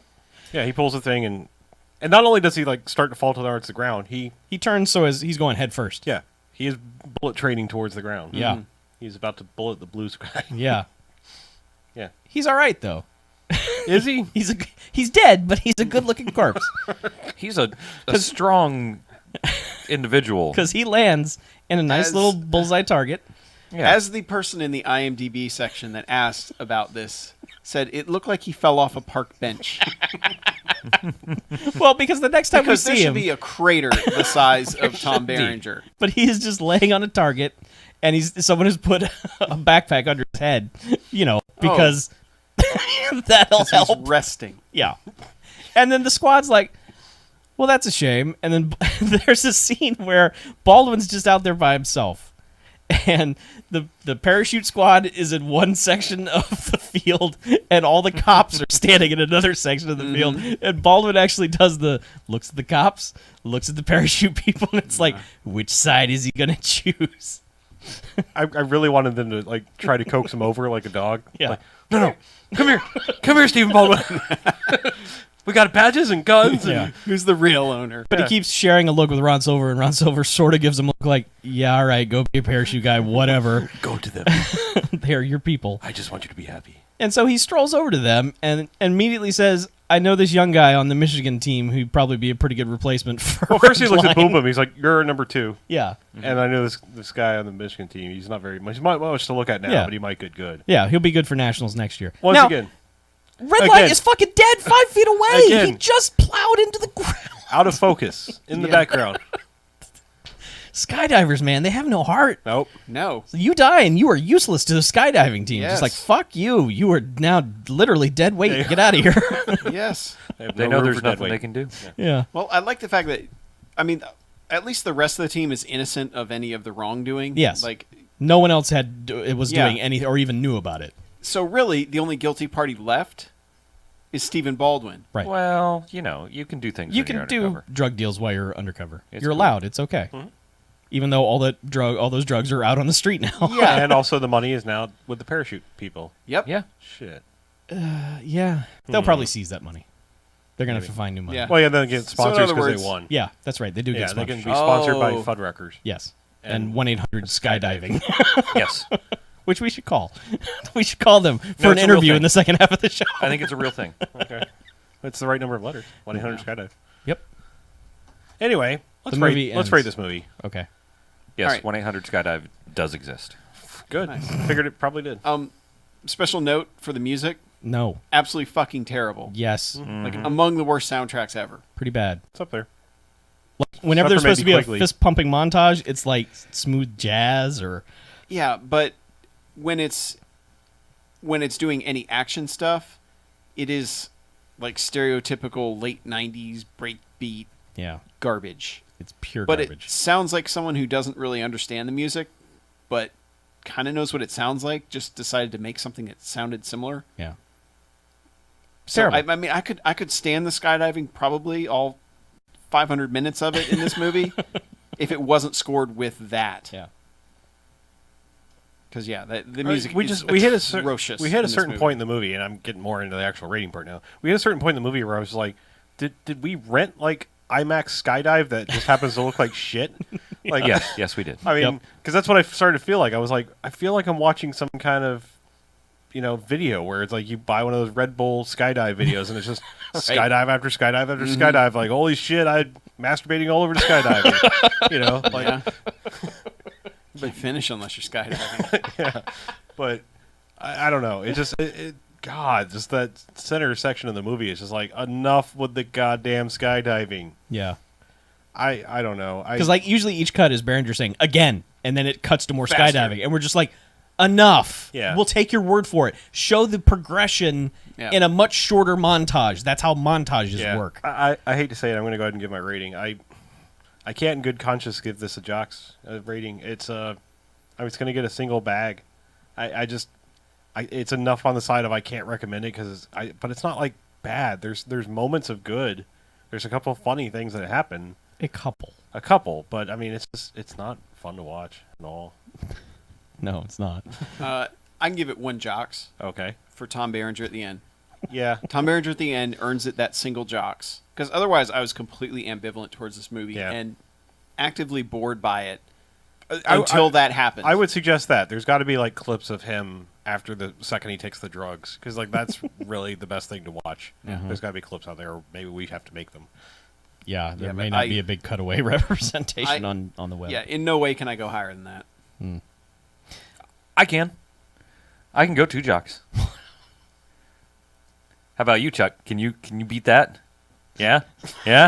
Beat it. I dare you. I can beat it in the correct way, which is 3 bags. Really? Wow. Oh, I actually thought Damn. I mean, You I can don't know. I liked the skydive stuff, You can and do skydive stuff, but you can put interesting stuff in with it. Point Break, Terminal Velocity, Drop Zone, they all have other things going on. There's only so much skydiving you can watch in a movie before you just go, also it's had- more skydiving. I also had fun enjoying Stephen Baldwin wearing that stupid that Puma hat.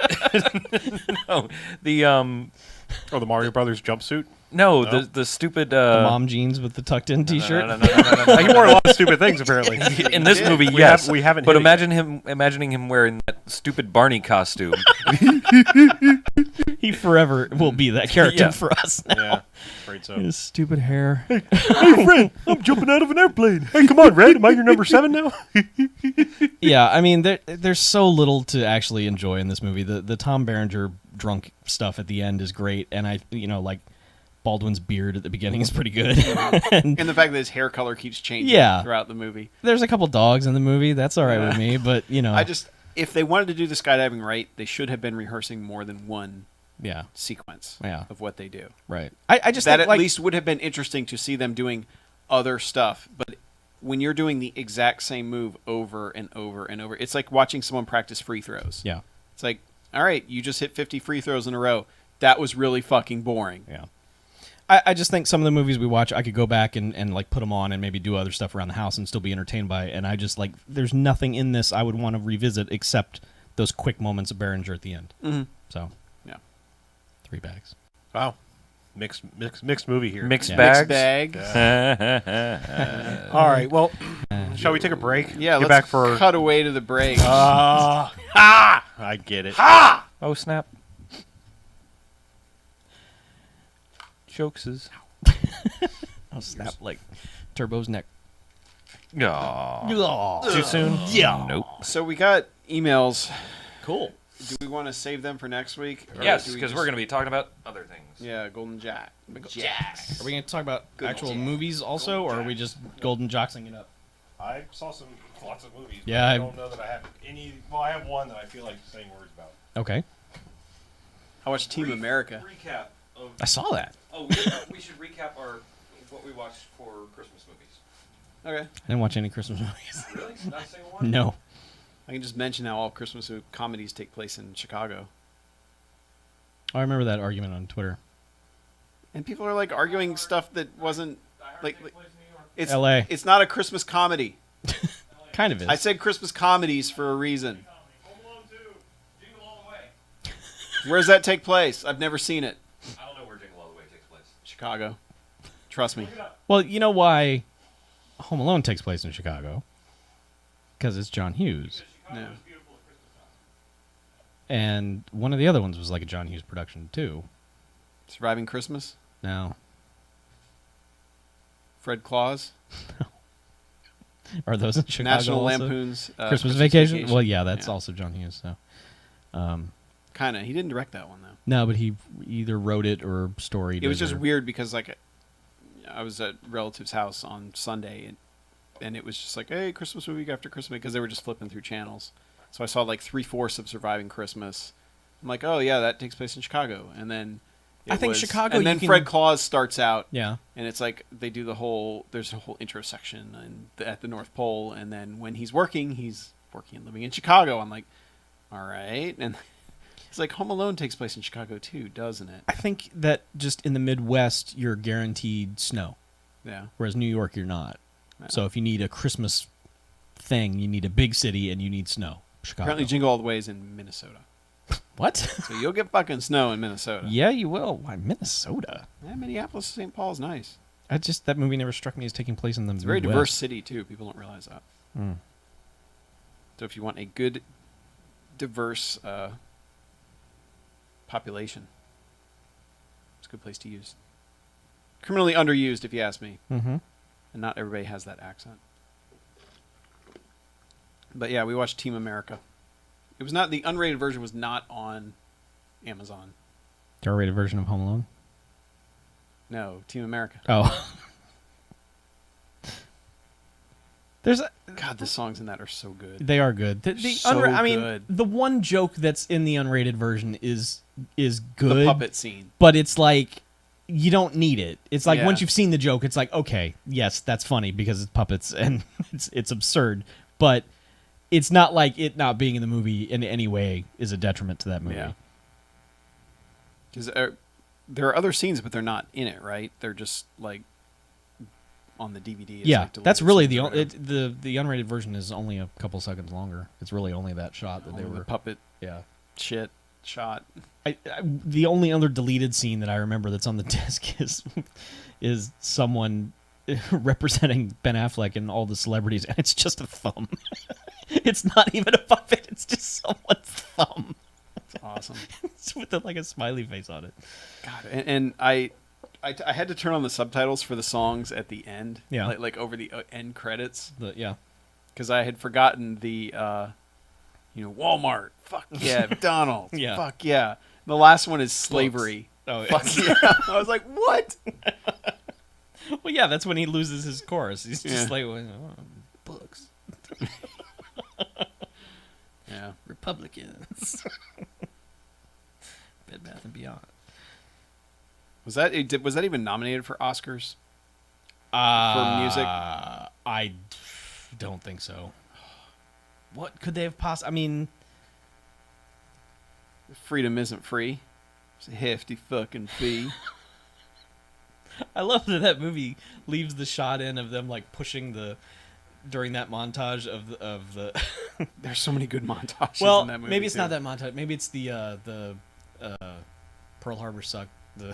Yeah. Because there's a shot of them dragging the puppet on like a motorcycle. Oh, and he or hits something, the camera? and it just goes out of control. And I love that they kept that in the movie. Yeah, where he hits the camera. Yeah. I don't know. I think that movie's remarkably clever for a puppet movie. Team America. World Police.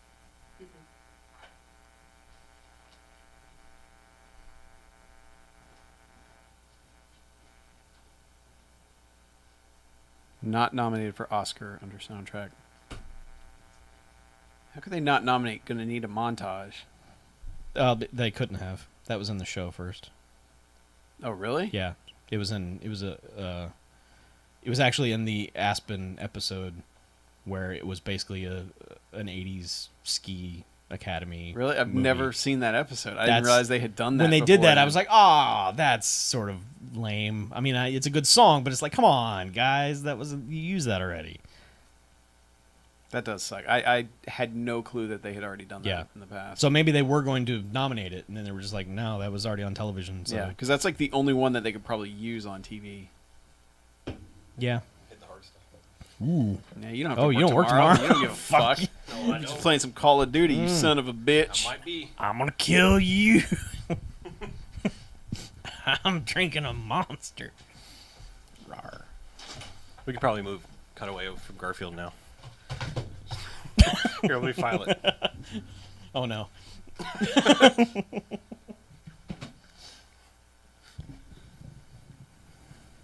If we ever move to another studio, I need like a big space behind me that I could just completely throw shit off. Sure, we'll just put a cushion back there. Yeah.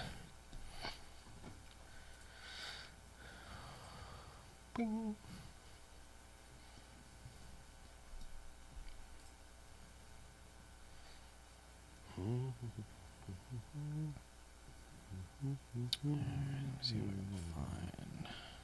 See, I kind of want to talk about a couple movies. Oh, do you? I do. Like what? What? I can breeze over like the last 3 movies I watched because I have a very meh opinion on all 3. Yeah. But I have one I have a negative opinion on that I want to talk about. Yeah, I kind of want to talk about some of these. Hang on. Hang on a moment. Hey. I was trying to watch some more 2013 movies, thinking something might sneak in, See, I did that too. and then like I watched probably the 3 most meh movies of the year. Meh. Well, let's talk about those, and then we'll do Golden Jackson. Because I want to talk about that. Talk about it next week. Unless it's a 2013 movie, then you can talk about it. I did see 2 2013 movies, but they've already been talked about on the show. I guess I have to come up with an Oh. order here. Yeah, you should put them in order.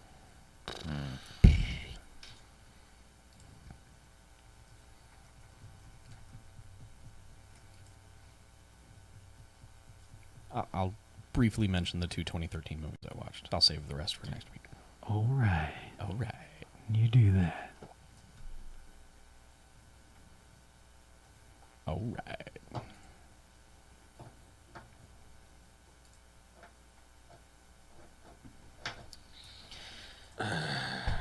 Second half. Damn it. What? I don't know. I just What's the matter? What's wrong? What's the matter with you? I don't have a real strong like. I have 4 movies that are definitely on my list, and then I'm like, See, I had 6 that were all like. oh no, I don't. Never mind. Yeah, I have. I had 6. Okay. Yeah. And one I had to cut one, even though it's pretty much on the same level. as the rest ejector of them. seat. Whoa. Right out to honorable mentions. Wow.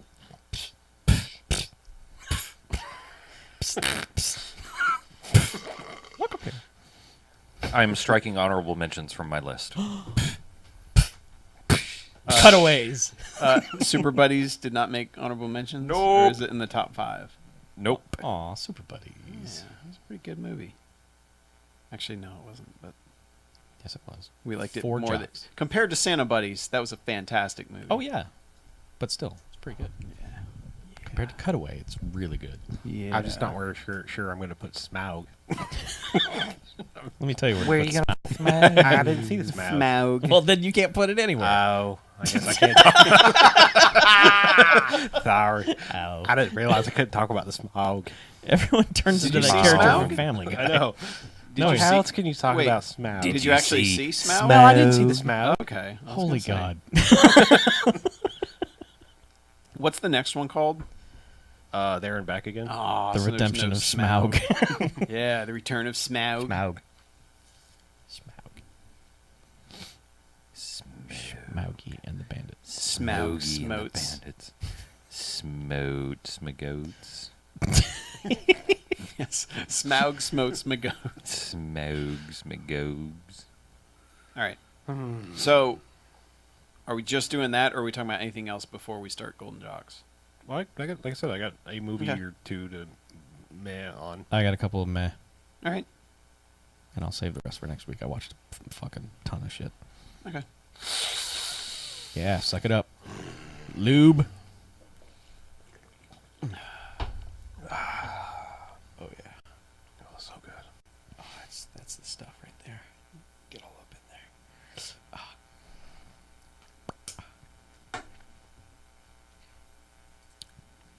All right. I am ready. Okay. Same here. Ready as I'm gonna get. Oh, yeah. I just actually jot this down so I don't suddenly forget this. It's a good idea.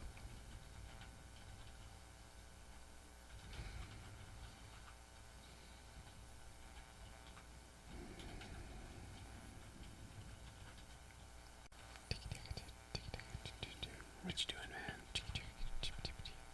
Last minute edit. No, I'm good. I just want to actually jot that down so I wouldn't suddenly forget it while in the middle of talking about it. Okie dokie. All right. Make a noise. Somebody. Meh. Not that noise. All right. That'll do it. That'll work. Smog. I'm laughing too hard to clap properly. All right. Welcome back. Hey, second half. It's the Golden Jocks half. Holy Yeah. shit. But first, Aw. we got a couple of other movies. Oh. Oh. Little cleanup. We'll clean up here. So I think Chuck and I were on the same page. We're like, man, we need to see some more 2013 movies so that we can make a good general consensus of 2013 movies Yep. before we declare everything. So, Correct. Go ahead, Chuck. Tell me what did you watch? A couple of quick things. I watched Two Guns, which you talked about, and I kind of pretty much agree. It's kind of like, it's all right. It's watchable. It's entertaining. I think that Denzel and Marky Mark deserve a better movie. Yeah. They are really good with each other, but just the rest of the movie is just sort of like, what is this? This doesn't make any sense. Yeah. This is dumb. And like the way Bill Paxton comes in, and you're like, holy shit, Bill Paxton. And then by the end, it's just like, Yeah, they don't really Yeah. stay consistent with his No. character, but all the people popping up in it was fun. The cast is good. It's just, yeah, blah. right. And then I watched Elysium, Uh-huh. which I get that movie has a message. It's subtle. Not really. I take that in a sarcastic way. Yeah, it's not subtle. It beats you over the goddamn head. And not only is it not subtle, it's really dumb the way they present it. Because basically, like the people who they have magic space beds that cure anything that ails you. But they can't give that to the peons on Earth because, well, we can't have productive people working in our factories because that's crazy. Our space bed costs space dollars and we can't give that to the poor people. It's just a dumb premise, and I couldn't get past that. It really irritated me. Okay. That the entire premise was they have space beds and we don't. So my child has compound multiple leg fractures, and we don't know how to fix that on Earth. We can only fix it in magical particle bed. So I don't know. There was a lot of disappointing stuff in that movie.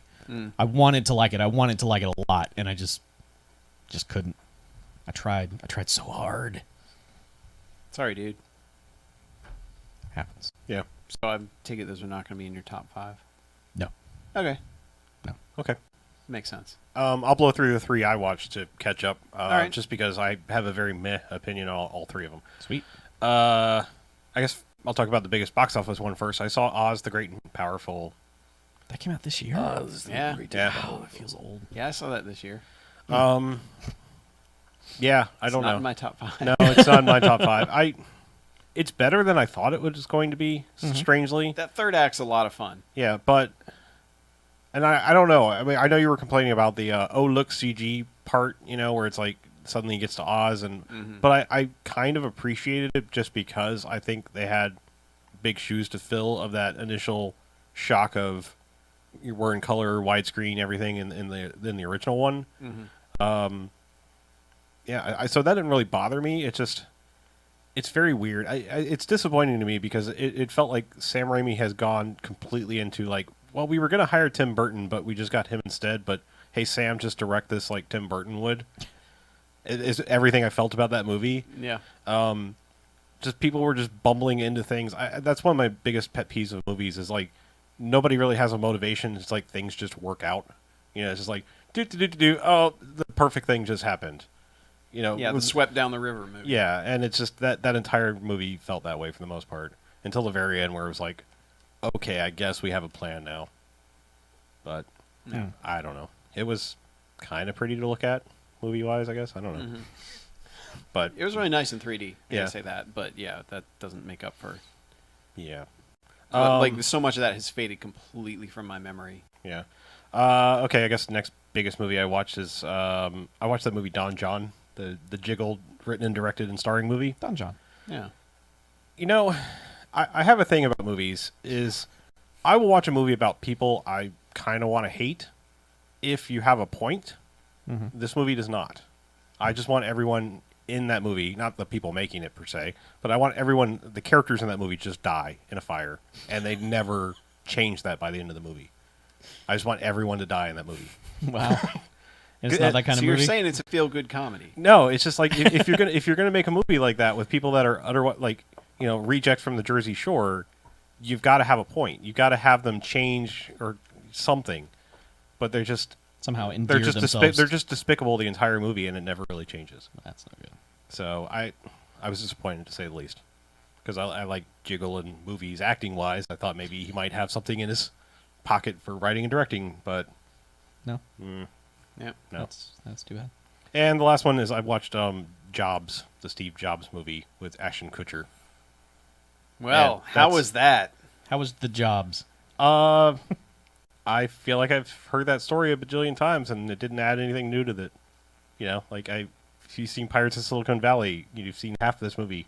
It's just every documentary thing that's out there. I mean, he does a surprisingly good job as Steve Jobs.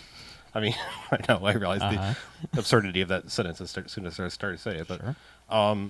yeah, that's the kind of thing. Is like I give him credit for actually surprising me as an actor, if you will. Like, I mean, it's just that movie adds nothing that I didn't already know, kind of thing. It just felt like an exercise in why am I watching That was this? kind of how it looked from Yeah. every possible preview. Kind of felt like a cash in. It was like, oh, Steve Jobs is dead. Quick, film this. Well, I thought that I thought this was the official, like it had been signed off on by the official biography, that guy Walter Isaacson Yeah. thing. No, No. no. Yeah, no. I thought that this was like a lot of people are going to do this, but we're the ones that have the blessing. Blah blah. No, Yeah, no. not at all. So I feel like I saw the trailer and I was like, that's probably enough. yeah, I think I get the story. yeah, pretty much. Yep. So, But anyway, so those are my meh. Now I have one last movie, not a 2013 movie. I'm going to try to be brief about this. Don't talk about it. It's just a movie that angered me so much that I feel I have to say something about it. Okay. BJ, you attempted to watch this movie. I don't think you made it very far and you fell asleep. The story of your life in movies. I watched the entirety of John Dies at the End. Oh, I made it through a majority of that movie before I said fuck it and fell asleep. Well, that was the right decision to make because that movie never gets anywhere? better. Yeah. No. That is a broken fucking movie in every conceivable way. Yeah. It does absolutely nothing to introduce you to the world it's trying to present. It just drops you in and you're like, and they do the mess with timeline type thing, I think. It's one of those movies like I'm not even entirely sure because like suddenly you're watching this movie and you're like, oh, this is like a Buffy supernatural buddies fighting evil thing. Wait, no, it's not at all. Oh. And I still don't know where that fits into it all. It paints this weird fiction, which I'm being told that the book, I didn't even realize it was based on a book, does a lot better. But this movie is broken. It's told by somebody who probably masturbated to Donnie Darko 1,000 times, and we're like, we can fucking make this. And I will say, like, at the time, I think I enjoyed Donnie Darko. I'm glad I haven't tried to watch it now. I think that movie would probably piss me off royally now where I'm at in my life. And this movie did that. Like, it's just, we're going to be weird for weird's sake and attempt to appear smarter than we are. I think it was the guy who made Phantasm and like Bubba Hotep. Yep, it is. Okay. Yeah. Well, And Beastmaster. Yeah. Beastmaster. this Beastmaster. movie was Yeah. directed by that guy? Yeah. Yep. Well, this is a broken-ass movie that I at no point in time had any fun with. Okay. Not All a right. recommendation. No. And, like, when it's over, it's just like, the fuck was the point of that? Like, I mean, like, if you're going to be... Did he die at the end? Well, if it's that much of a spoiler, then ish.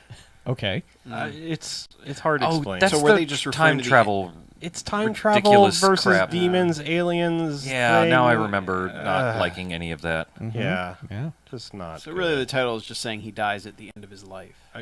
Sure. That's Okay. nice. I don't know, but like it was just so disjointed. Like the movie would suddenly like, okay, it's this kind of movie now.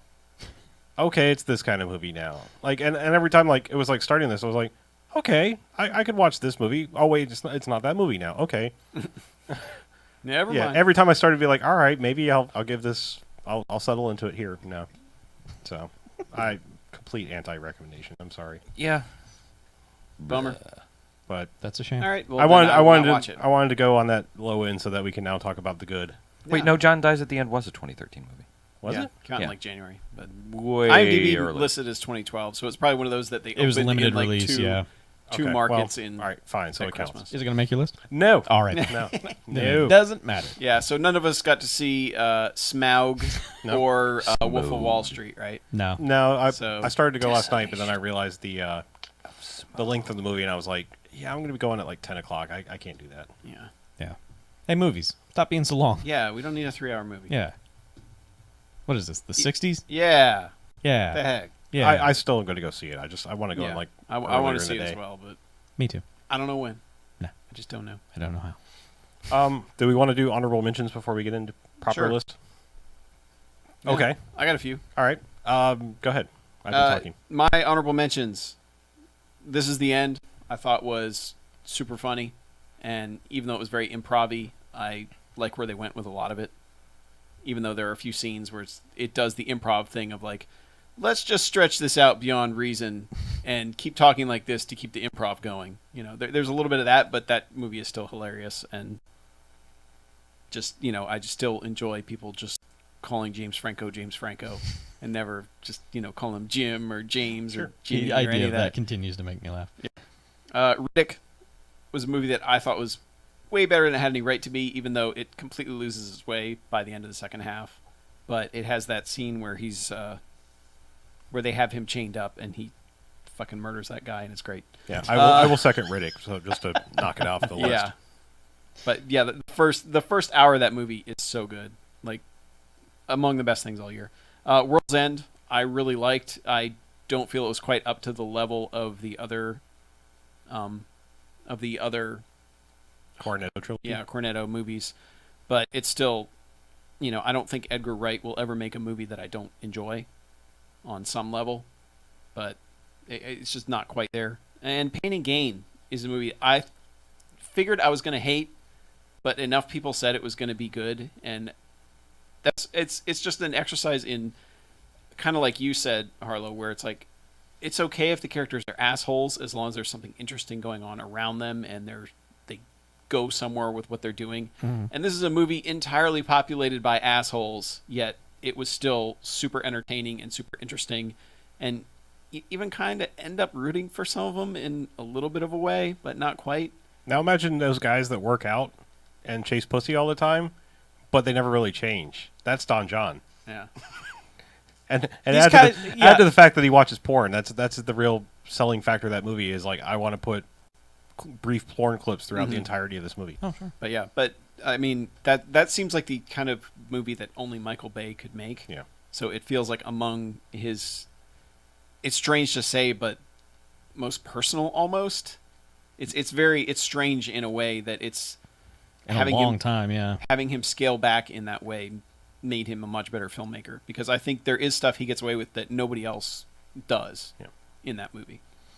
But yeah, those are my runners up. Just to piggyback on that, that's my only honorable mention is Pain and Gain. It was so close. It was far and above better than everything else that was on my list, but just didn't crack my top 5. Yeah.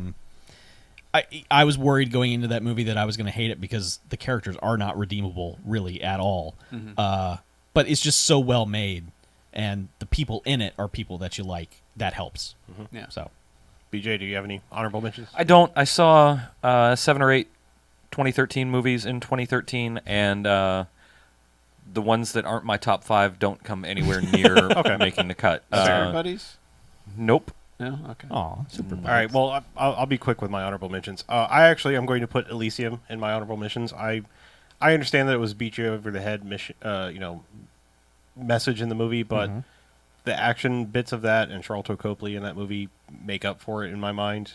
There's some strong stuff in just to look at that movie. I mean, the look in the universe that they built in that movie, while it may be dumb when you break it down, still is just I don't know if I've ever seen a better world building movie than that, just set direction wise and everything like that.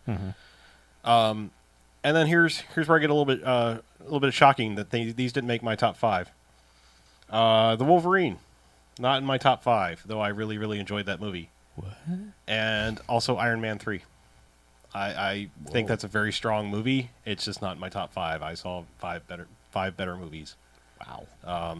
And I'd say this is the comic book guy. So, not in my top 5. Sorry. That's it? That's it.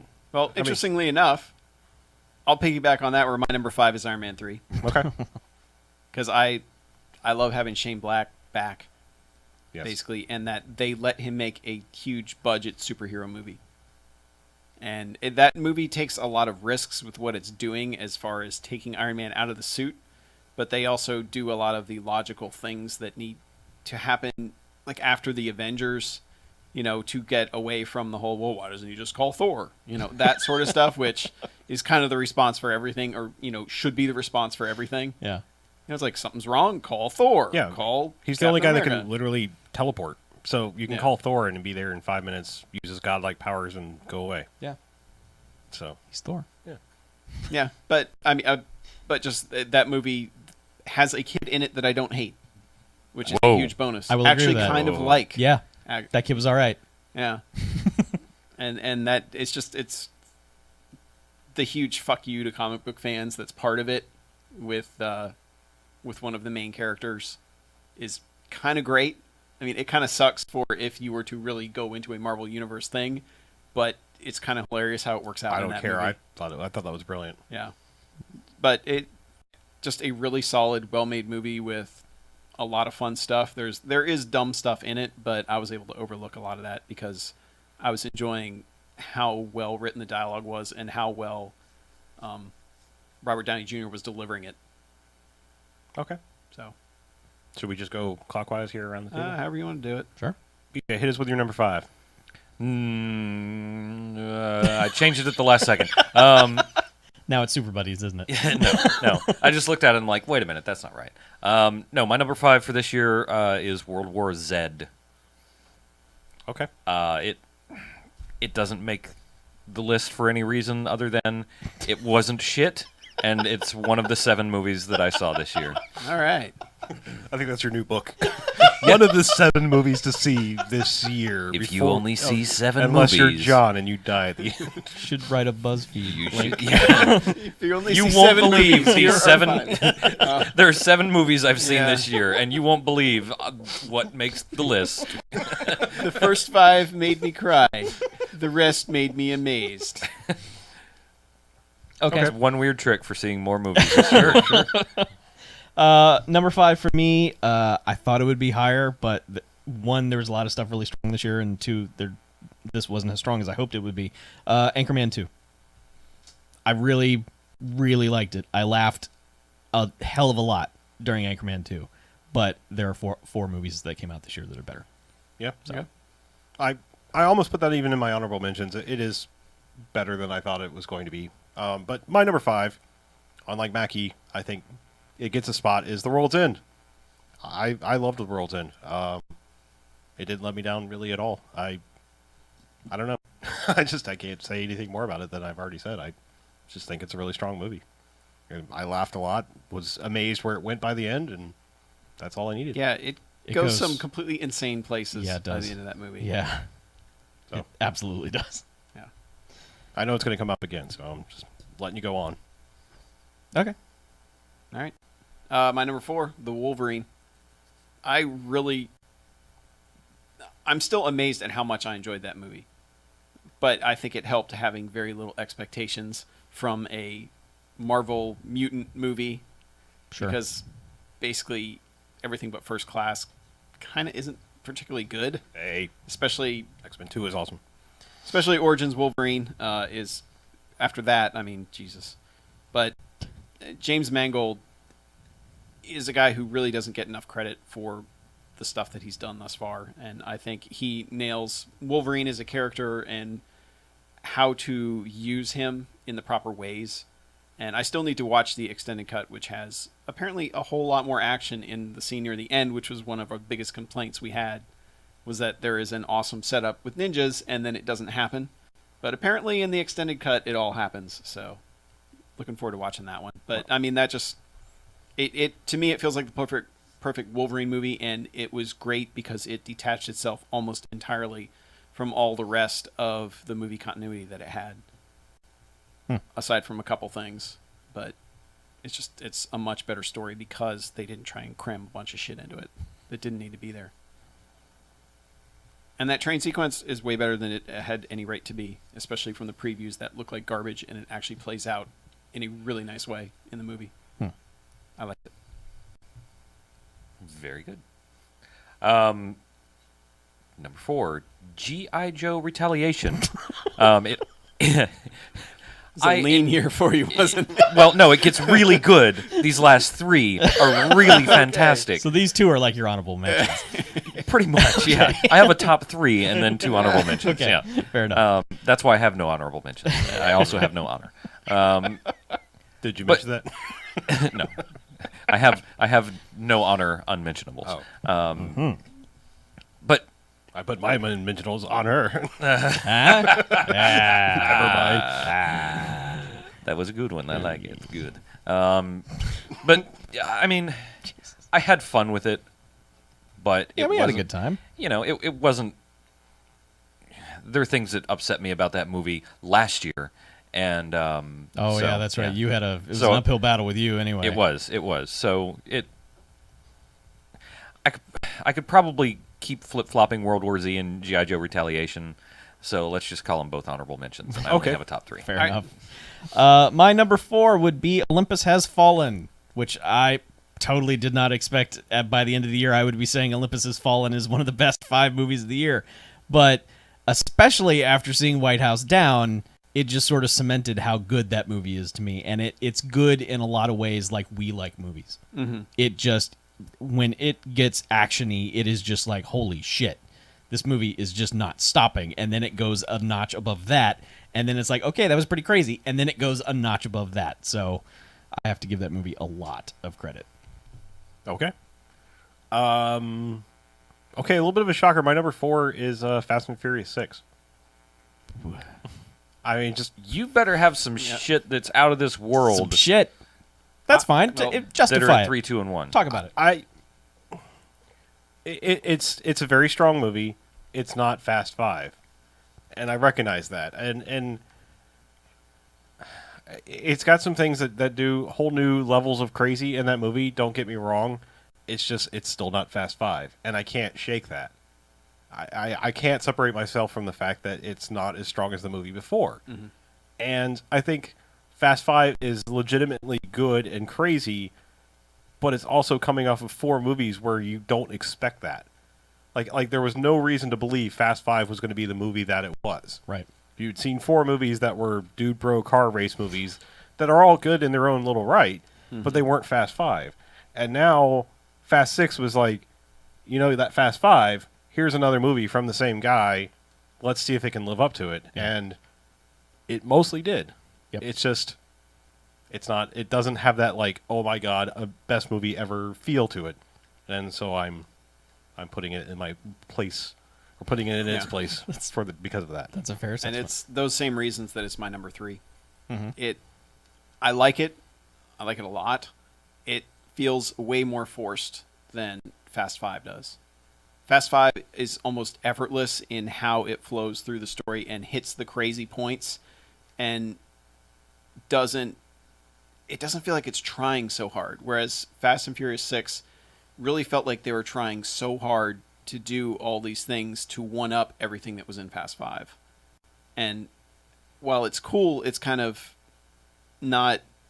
It just doesn't work out the way you'd want it to. And when a character dies, it kind of has no impact whatsoever on me or anyone watching the movie. Yeah. It's kind of like, all right, well, that's a bummer. Too bad. So it didn't hit quite the way I wanted it to, but I still enjoyed the hell out of it. But yeah, I love that it's a number 3 of the year, and we're like, I mean, from us, yeah. But But expectations would be yeah, that it when would you have be that high a bar in Yeah. front of you, where you have one of the best action movies of the past 10 years, Yeah. and you're following that up, it's tough. Mm-hmm. BJ, into your real list now. Yeah, and I just can't decide if I want to flip-flop these number 2 and 3. It's a real tough decision, and I don't know which way to go. You must choose. I'm gonna go with Fast and Furious 6. Okay. I am gonna flip-flop like I planned to do seconds ago. We just talked you into it. Synergy.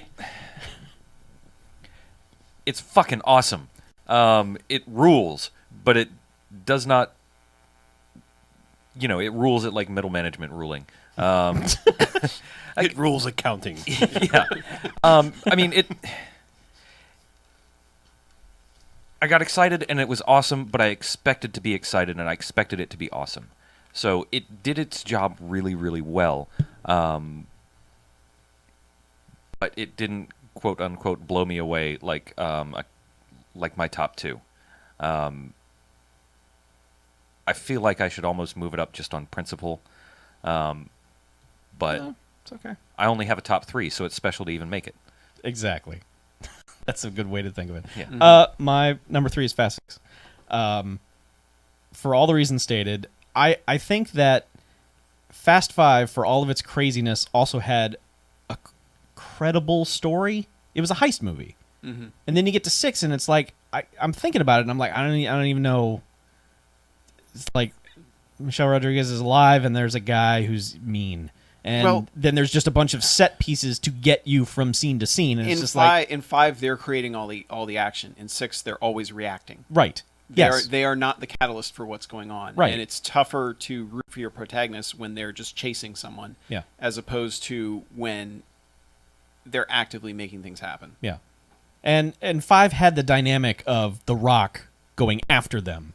Mm-hmm. And in this movie, he's just sort of teamed up with them to go stop someone else. And you don't really have that rivalry that paid off so well at the end of Fast 5 with the fucking best handshake in the history of movies. Yeah. Yes. And it doesn't have them throwing each other through walls. I will say that there are 2 things in Fast 6 that made me laugh to where I thought I was going to pass out in the movie theater. The one thing on the bridge in particular, where just fucking physics, fuck you, don't exist, is I've never laughed so hard. I whatever happened in the next 5 minutes of that movie, I have no idea, because it was the greatest thing I've ever seen. Yep. So Yeah, it's a superhero movie. yeah, And it's the second greatest handshake, by the way. what? Oh, that's right. You're right. Sorry, Predator. sorry, Predator. fucked it up. Yeah. So So for those very reasons, my number 3 is actually your number 4. A lot goes into my picks because of shock value. Like when you hit something and you're like, holy shit! Like you were not expecting Fast 5 to be so good. For me, Olympus Has Fallen hit me that way. I was watching that movie going, I can't believe not like everybody's not talking about this movie. Yeah. So when that hit me, I was like, "What the hell am I watching? This keeps getting better and better and better." Mm-hmm. And so it actually, in the action category, it's higher than Fast 6. Yeah. Olympus Has Fallen is damn good, and it's my number 3. It has that Fast 5 shock value. This has no right to be this good, but it's really good. Yeah, like I mean, almost to the point. It's like I said, if this was a Die Hard movie, it might.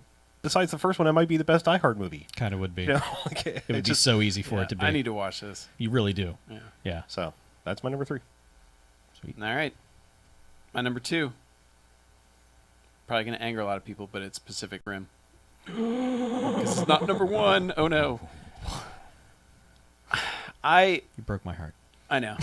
I'm internet hating Pacific Rim right now because it's my number 2 of the year. But I am so happy that I didn't see previews beforehand and tried to avoid watching trailers or anything for that movie. All I saw were TV commercials. Mm-hmm.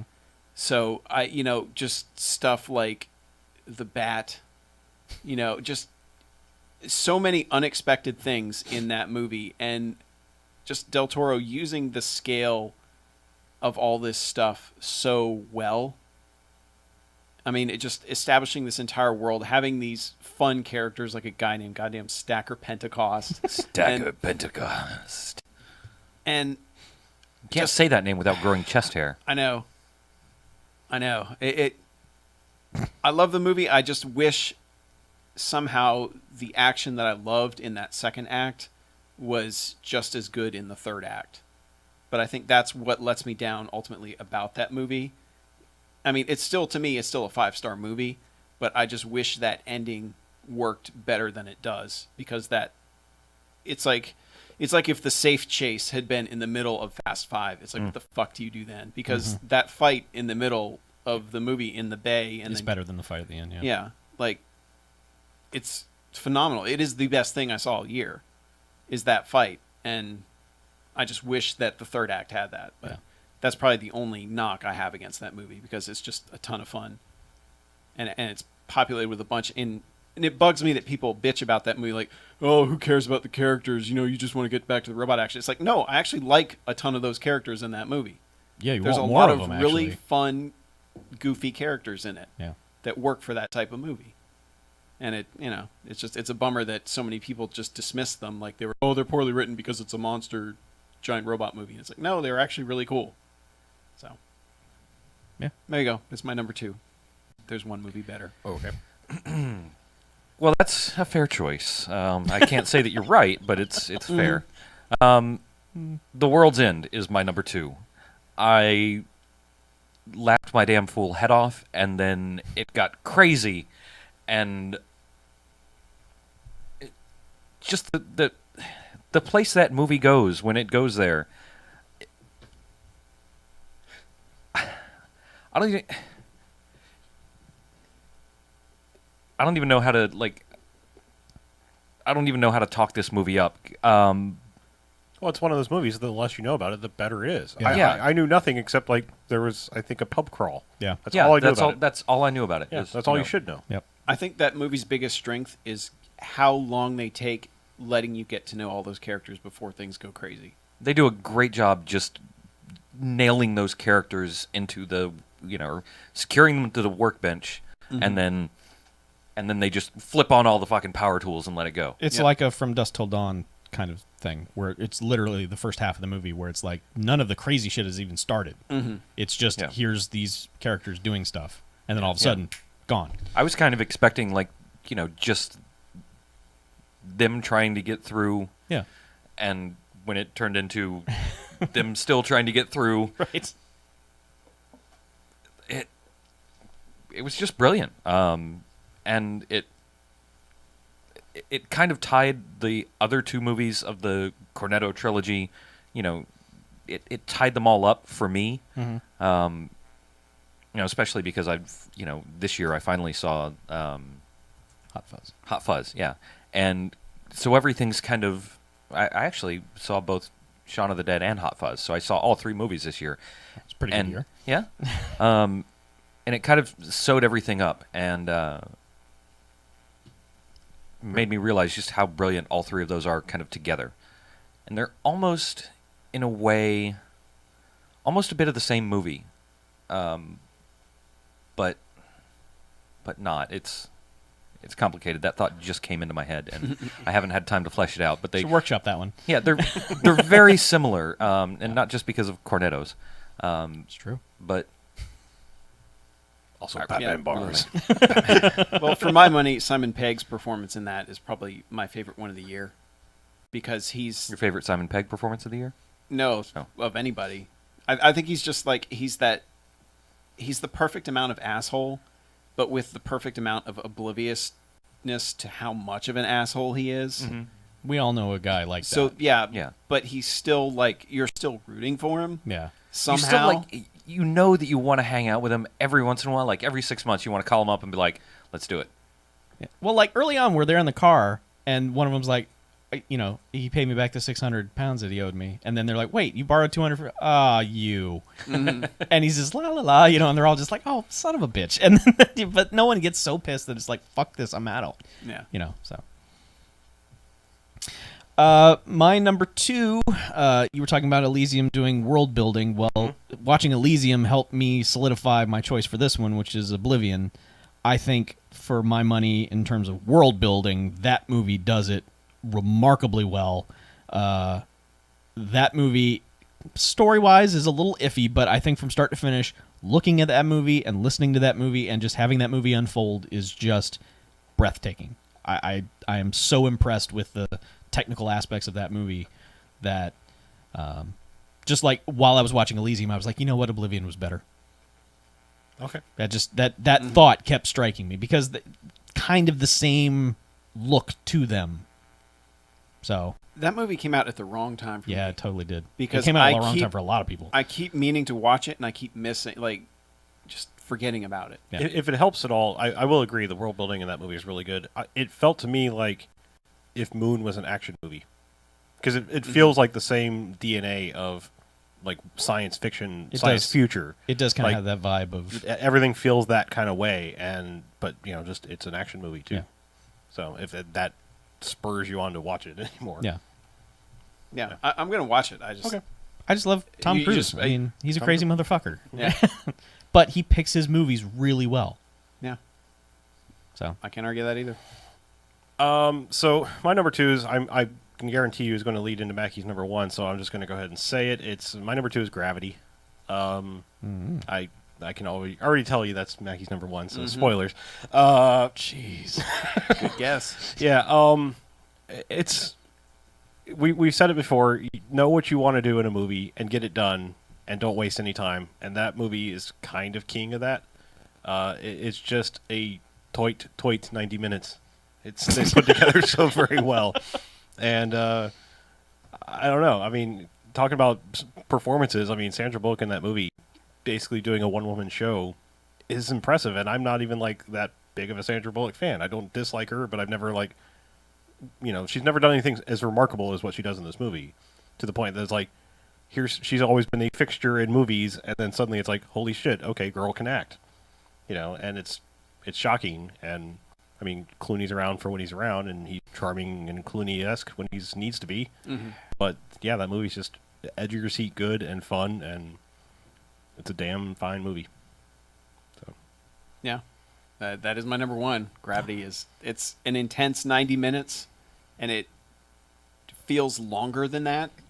And I think Sorry, it's okay. I tried to warn you. And I think it's so like I have it's tough to shock me with a movie, and at least on the filmmaking level. But that movie actually shocked me with so many scenes where it was like, how the fuck did you do this? And then not only that, but just I think when we first talked about it, you're like, I haven't seen things that look like that in a movie before. And there are multiple shots like that where it's like, I've never seen anything that looks like this. And it's a crazy action survival movie, but with heart to it, that you actually, I think, paring down the cast to one person pretty much for the majority of the movie is the smartest decision they made. And yeah, Sandra Bullock, I could not give two fucks about Sandra Bullock, but I think she's fantastic in this movie. And yeah, I want Cuarón to make more movies. I want him to put out a movie every year, but they'll never be as good as this if he were doing that. But it's nice to have him back, and it's nice to see, a movie that has 12-second long shots. I know they were, or 12-minute long. God, 12-second. Yeah. Yeah. Well, it kind Michael of is Bay, too. Yeah. Nice, yeah. But yeah, but like 12-minute long shots in it that Mhm. I know they're CG aided and all that stuff, but it looks great. It sets the tone and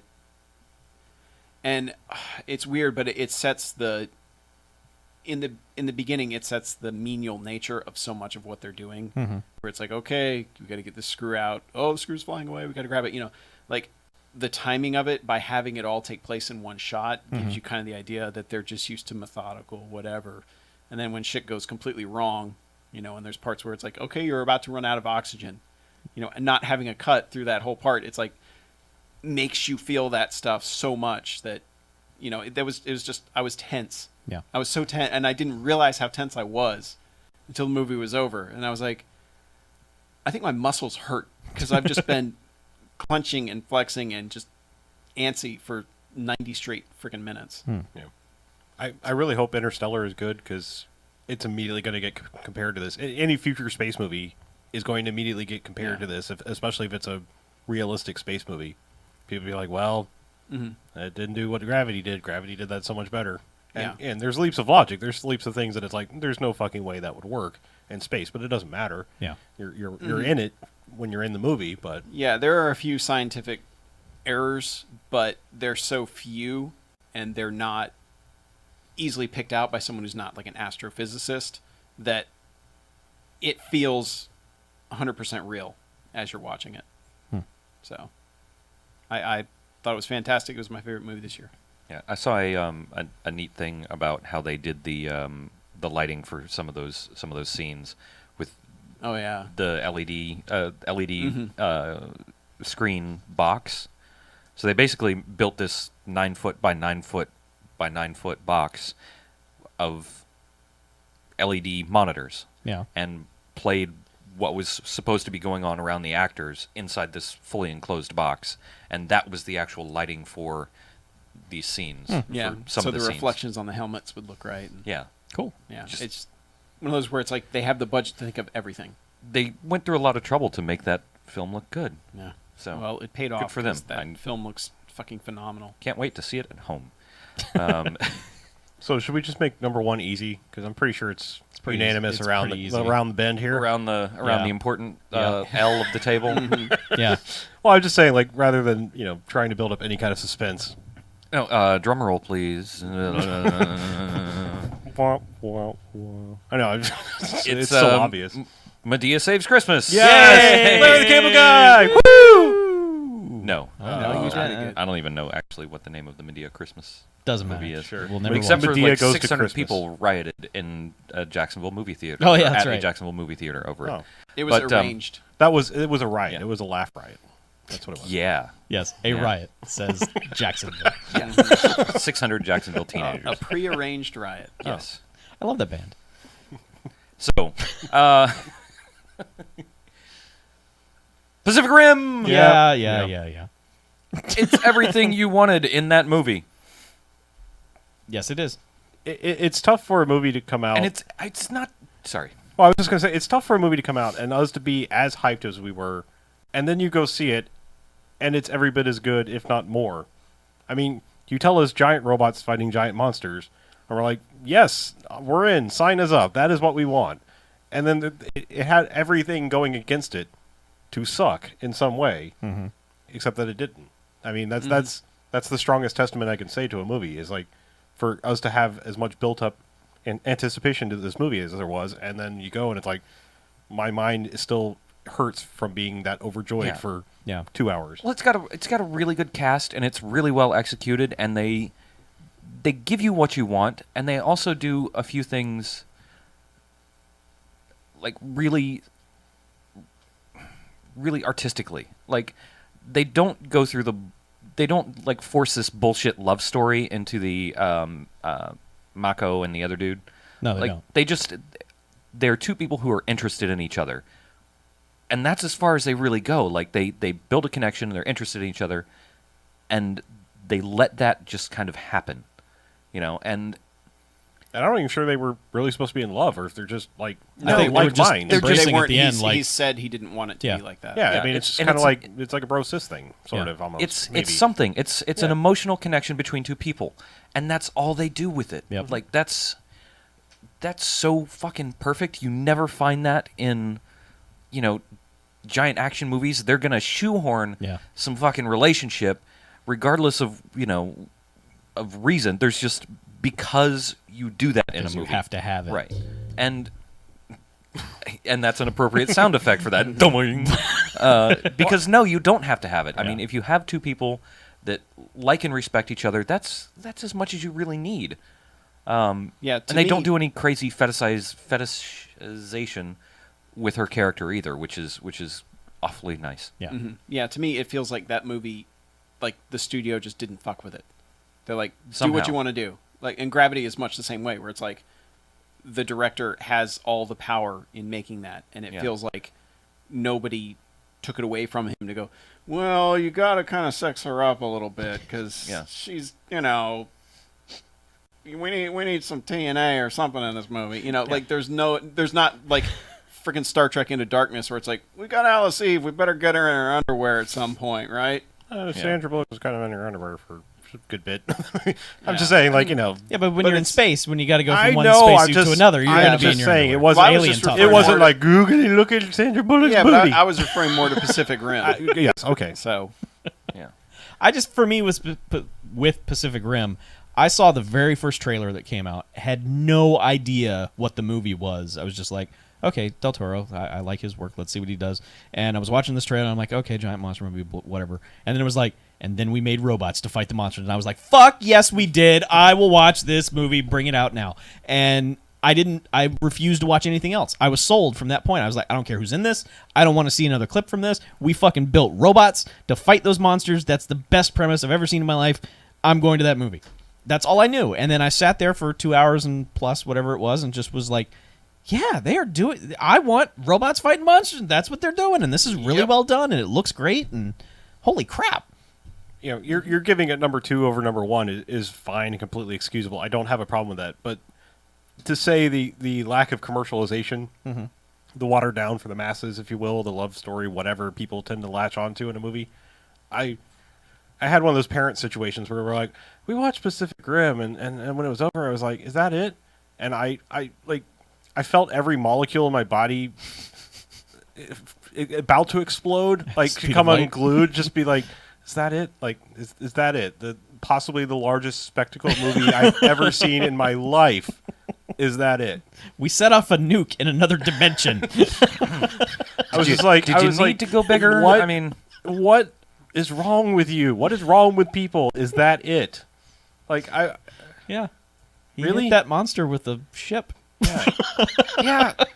I mean, I'm just saying, like, there could be a lot of responses to that movie of like, that's not my kind of thing, but is that it? I've heard that. Is that I've heard it? that. People have said that to me when I've like said Pacific Rim is really, really good. They're like, I watched that. Is that really all there? Am I missing something? I'm like, yeah, you're missing something, but you are Yeah, missing It's something. some molecules in your brain. Yeah. I think I don't know if it's people are trained to think like, all right, well, where's the part where we send our army of robots to the other dimension to fight everything in the big In final some battle? shitty CG Yeah. extravaganza. Where's the CG of orgy where of every bullshit? 100 or so are doing the exact same motion as the Yeah. other 100. Yeah. I mean, I'm wondering if that's what people that have that reaction are expecting. Like, I don't know. Yeah, I cannot understand how you can have something that just feels that right with scale. Like when Gypsy Danger crashes onto the beach in Alaska, and you're like, holy fuck, that is a giant fucking robot. Yep. I- It's I- the it's just- first movie of its kind that's gotten scale right. Yeah. I mean, really Yeah. to the point of just, wow, someone really thought this out. Yeah. But anyway, we've talked about this Transformers movie a lot. movies wish they were that movie. Yeah. Yeah. You know? Yeah. No, they don't. They're laughing all the way to the bank with their Yeah, but bazillions of dollars. Yeah, Bay doesn't care about artistry, I guess. Well, he Well, didn't that's paint a what game, sells, but- apparently. So Yeah. I don't know. Just But Yeah. yeah, I had more fun in 10 minutes of that movie than I had in any of the 3 Transformers movies. I just don't know. People with that reaction of is that it? I don't know what do you feed them? Do you feed them Man of Steel and that fucking CGI, bukkake that it gives you at the end of that movie? Or, Yeah, I don't know. What is it? I mean, I don't understand what people want. I don't know. I think those people are either just being contrarian or they just don't know what they want. Well- and they didn't find it there, but they wanted more of something. Pacific Rim is very atypical. It is not your standard A section, B section, C section with romance and jokes, and it's very, it unstructured, you might say, throughout that entire movie. It's not like it's not structured like a Sid Field screenplay that they teach you to write. It's all over the place, but that's what's great about it because the situation is so hectic. And unpredictable, and they don't know what's coming, and they don't know what's happening. That's what makes that movie good. For people like us who watch 200, 300 movies a year, you don't want the same thing 7. all the time. Or 7. He watched other movies. They just weren't out this year. Oh, that's true. That's true. Yeah. So. Yeah. Yeah. I mean, it's great. But So I guess it gets our unofficial overall Oh, yeah. Golden Jocks. Yeah, I mean, yeah. we've averaged gets our in official. the past. even if that movie, I gotta say, even if that It's movie the was official. terrible, we would kind of have to give it a Golden Jocks just by default. The fact that there are actual Robot Jocks references Yeah. in the movie, if that had been the worst thing this year, it'd be well, Yeah, it's still not gotta, really- gotta still got a support Golden that. Jocks. Yeah. Oh, I'm glad it didn't come to that. 'Cause Exactly. That movie's still awesome. Oh, it's legit. Yeah. So there you go. Yep. We have emails and stuff, but we're saving them for next week. Yeah. We got Next other movies year, to talk sir. about. Next Oh, year. yeah, we're going to wait a whole year. Next year. Yeah. Right. But yeah. So there we go. Pacific Rim. Congratulations. Yep. If you made it this far, you know how to get in contact with us. Yep. So. Yeah. Websites and buttons. Right. Yep. But Let's get out of here, shall we? Okay. I'm Harlow. I'm Mackie. I'm BJ, And I'm Chuck. and this is BMFcast out. See you next See you next year. Happy New Year, everybody. See you 14. Exercise and do stuff and don't eat pork. Eat pork on Christmas. What? Did you say war on Christmas? No, eat pork on Christmas. I don't No. know. I did eat pork on Christmas. as a I matter did of too. fact. I had ham. Fuck yeah, Yeah. ham, honey baked ham, Fucking spiral eat honey baked bacon ham, on man. Christmas. That is the shit. Yeah. Why the hell don't we eat more ham? I don't know. I'm serious. Like, I've had so much ham in the last week. I'm ham crazy. no, I know you are. Now, guys, we shouldn't need an excuse to eat a giant ass ham. no, No, I didn't ham. have ham on Christmas. What'd you have? What? Hamburgers. No, Oh. I had Cornish game hens, Well, but I put aren't you- motherfucking bacon on them. Okay, I was about to say, yeah. fucking Canadian, Yeah. What is this? Pulled it out the last second. socialist.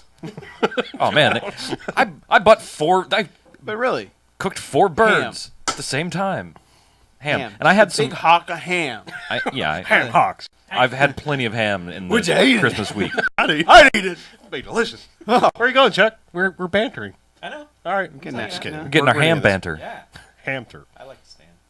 New Hampshire. I really I can't wait for Easter now because I want to eat a fucking ham. Hey, you know what? You can eat ham whenever you want. You can eat ham on New Year's Day. Mm-hmm. Yeah. Yeah, Good luck to you, yeah, man. ham I'm and gonna have to talk black the eyed wife peas, into right? that one. Be like, Oh hey, yeah, hun, you know what we need? ham. Another Ham. ham. Ham. More More Go to the ham. ham store. There is a ham store. I know. I went there before Christmas to buy the Christmas ham. Very Honey good. baked ham. Yep. Man, you went all out then. We got ham and turkey. You went on. Ooh, you went on. Damn, son. Dude, you did the bird too? You did the. Yeah, oh, yeah. Oh We shit, did bird and dude! pig. That's good. Man, We so had you to did feed a the. lot of people. You did the big ham then, man. Did you do the big hot ham? Big hot ham. And Yeah. Where is it? Hardee's has it, or no? Someone has a big hot pastrami now. Subway. Subway. Yeah, Subway has a big. I was hot driving by and I was pastrami. like, we got to get the big hot pastrami and the big hot ham together. oh, I'm not going to Subway that's, anymore. That's gatekeeper in the. You can't get those two together. Just to see what happens, man. I have banned Subway forever. Oh, okay. Oh, really? Yeah, I finally decided on it. Yeah. Good job. Along with Wendy's? No, I go to Wendy's like it's fucking going out of Man, style. you still go to Wendy's? Like Even though they 90% of shit my up body your is order? 90% of my body is made up of Wendy's. They shit up your order every time. No, and you they don't. continue to No, go. Wendy's doesn't shit up my order every time. Subway again? I just hate Subway. Like there's something like I think their food tastes like shit, and I'm tired of having to tell some flunk ass sandwich artist I want this and this and this and this and this. Hey, and I can only you tell can't them like tell any- an artist what to do. I can You only have to tell let them an like artist create. I can only give them like one ingredient at a time, or else they're like, what else? What else? What else? What else? I'm like, okay, I'd like black olives and tomatoes and pickles. And like, black olives, and what else? You need to stop And giving them so many tomatoes. ingredients, man. I give it 3! 3, motherfucker, 3! Just say lettuce. Bye, Chuck. And then they'll... I'm just tired of having to instruct someone on how to put a fucking sandwich together. You I should understand. just put a sandwich together. I want what's on the fucking. I'm turning into an old man, is what's happening, and I'm getting cranky about my sandwiches. Apparently. And Firehouse is Pretty an soon obvious. you'll be like, I make these at home or nothing. No, because I'm Man. still gonna go to fucking Firehouse because it's delicious. And you ask them for a sandwich, and they put all the ingredients that should be on it without you having They do. to fuck around. Well, it's because they have a standard pattern. I mean, that's the They- thing. and they have Subway needs a They need a lettuce, standard, tomato, right. onion, so you can just be like, I don't want the tomato. They need a or standard. you can just Well, that's the ask issue for when extra shit. Yeah, I don't want the one They thing have that's on too their many normal ingredients I there. don't also want the have- one normal thing and add this. Yeah, they also have they have a sandwich on the board, and it looks like one thing, and they're like, "What do you want?" I'll take the No. the sriracha buffalo chicken Monterey sandwich thing, and they're like, "Okay, well here's chicken, and do you want cheese?" Yes, there, and now what else? I'm like, "No, I want all the shit that's on it on the board. I want you to make it like that because that's what I saw and that's what I want." No, I have to figure out this magic combination of what actually is on this sandwich to make it taste like. Well, the worst is not when they have a microwave sandwich. garbage. It's like they have the chicken bacon ranch one. Yeah. And like you get to the condiments and they're like, and what do you want there? I'm like, how about the ranch? Yeah. Like it's in the name. How about some chicken, some bacon, and some Or how ranch? about they've got 9 different ranches, and it's like, which ranch do I pick to get the flavor combination that somebody decided, was worth? So that's the selling? worst. Is like when they're like, and sometimes when I get to the ranch, they're like, look at me like, you want ranch on here? I'm like, it's in the name. When you order a turkey bacon ranch at Firehouse, you know what you get? Turkey, bacon, ranch, lettuce, and tomato. Yeah. I wish everyone had Firehouse. I wish that was a national thing. It's the best chain. mostly national. It's getting there. Yep. All right. Anyway, Go to Firehouse. Sandwich- and you have sandwich an awkward talk. firefighter staring at you the entire Yep. time you eat. sandwich talk. Judging you. Also, go to Wendy's so they stay in business. Yeah. So I can keep Ham. Yeah. And buy ham.